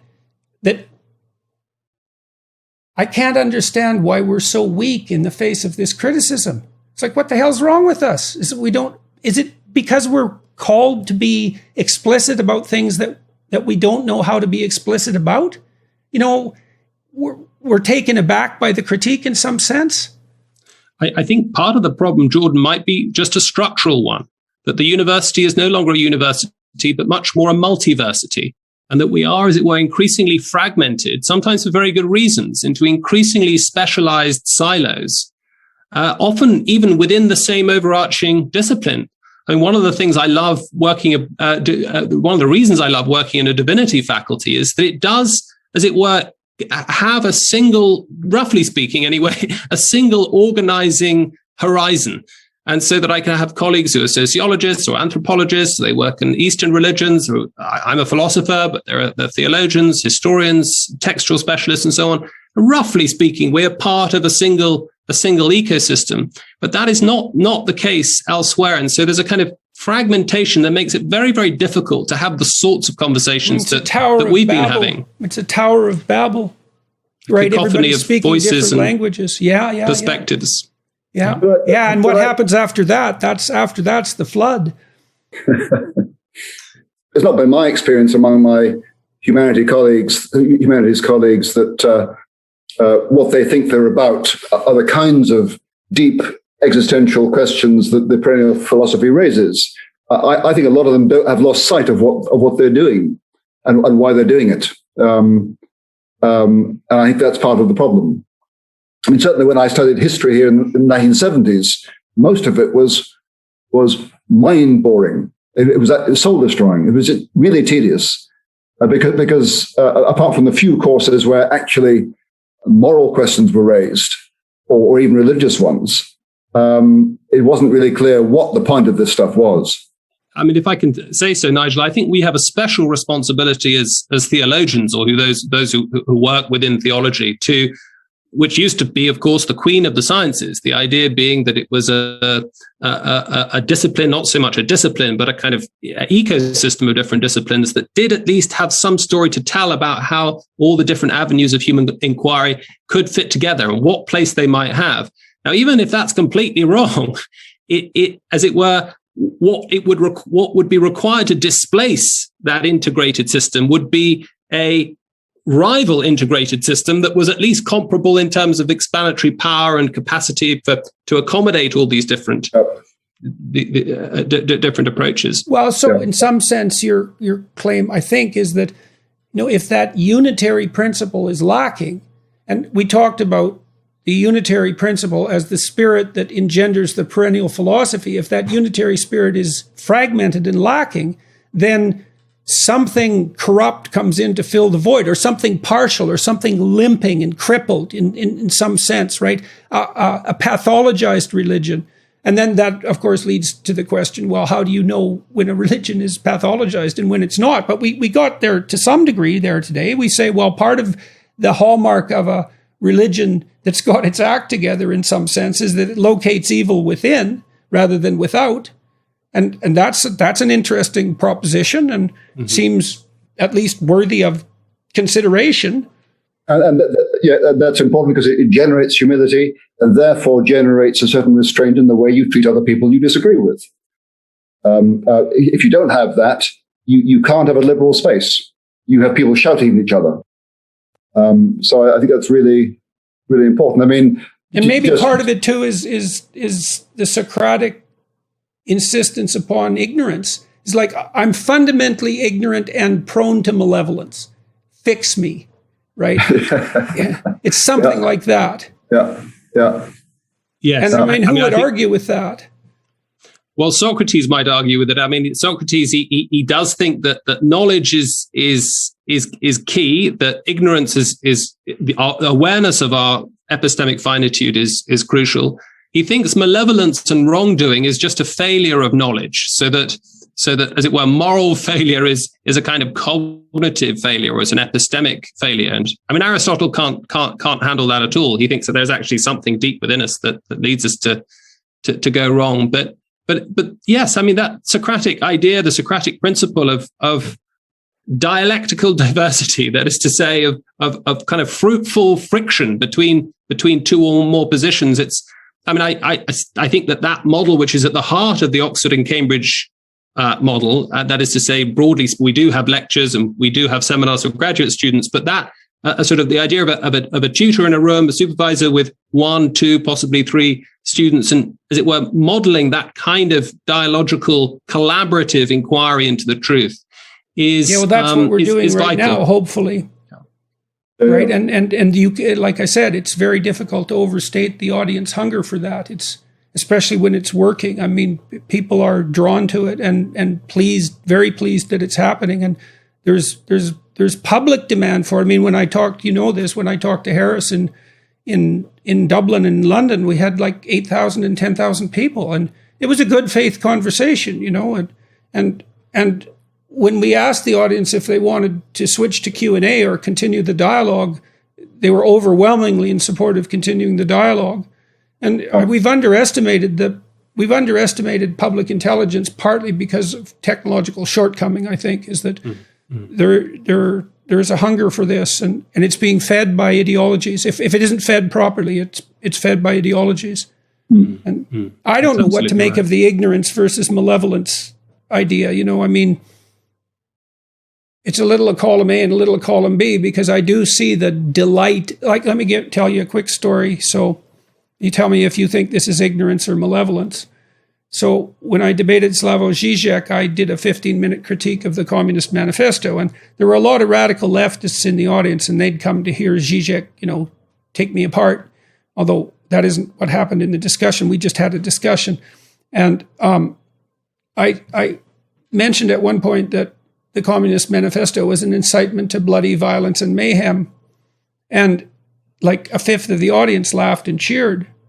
And it was that Freudian revelation of unconscious motivation. They're all individuals in the crowd, so they're masked. They can manifest their darkest motivations without fear of revelation. And it just stopped me cold for about 10 seconds. And I thought, yeah, no kidding. It's like, we'll go dance in the streets when things are burning. And is that towards some higher good, or is it just, it's about time those bastards got what they deserved? And it isn't obvious to me that that's a manifestation of the striving for higher good. I mean, it's complicated, right? Because if you identify evil, in some sense, you have an obligation to deal with it.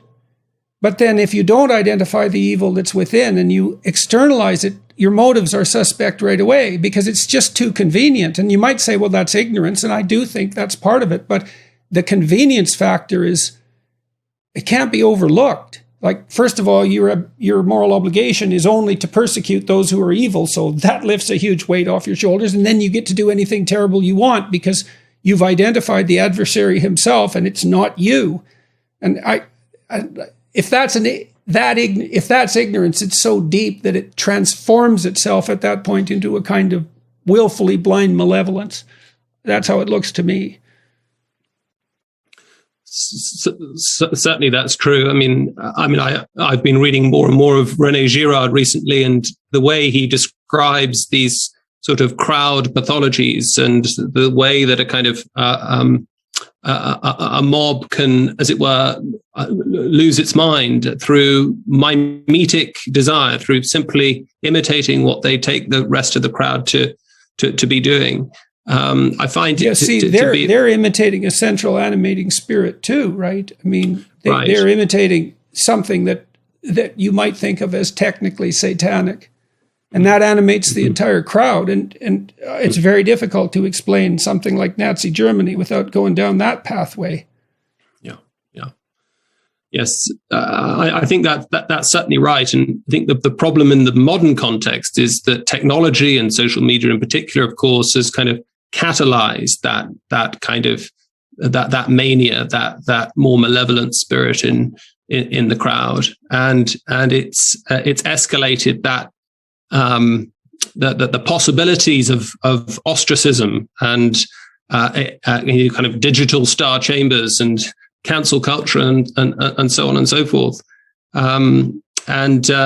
It's something that we're going to, as it were, the genie's out of the bottle, and it's very, very difficult to work out how one can come up with a clear diagnosis and a clear prescription for how we get. I'll tell you something that's pretty interesting is, when I have a conversation like this and it goes well, and then thousands of people comment, the comments are unbelievably positive.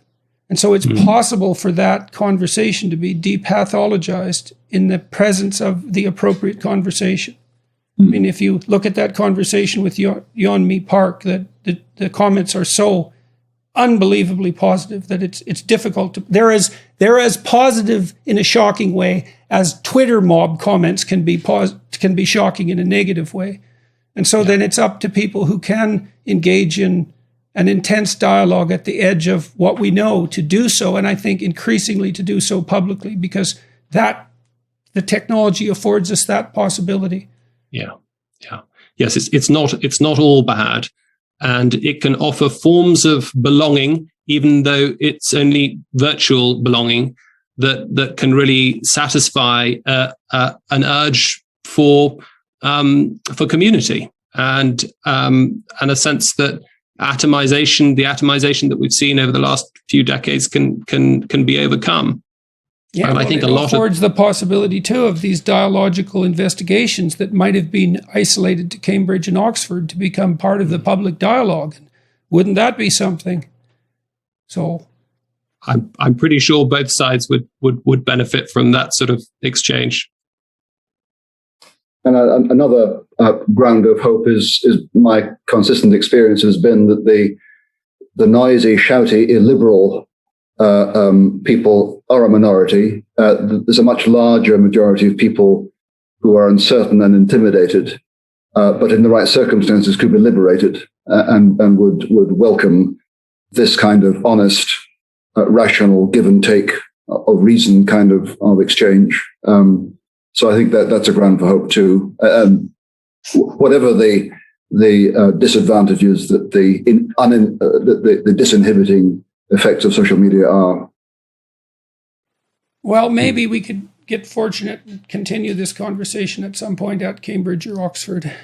With some other people, that would be really good if we could manage it, as far as I'm concerned. And once we can travel again, and once I can travel, I'd really like that. I thank you very much for agreeing to participate in this, and it was really good to see both of you again. And hopefully we'll, at the right time, do this again, and maybe with some other people too. So if you guys can think of some other people that would be good contributors to this, we could open it up a bit, and that would be, if you think it's worthwhile, that would be good as far as I'm concerned. Absolutely, but let's work on seeing each other in the flesh over here sooner or later. That'd be great. I'd like that a lot. Yeah. I'd like that a lot. Good. Thank you for having us, Jordan. Well done. Thank you very much for the conversation. I really appreciate it. I have too. Bye-bye.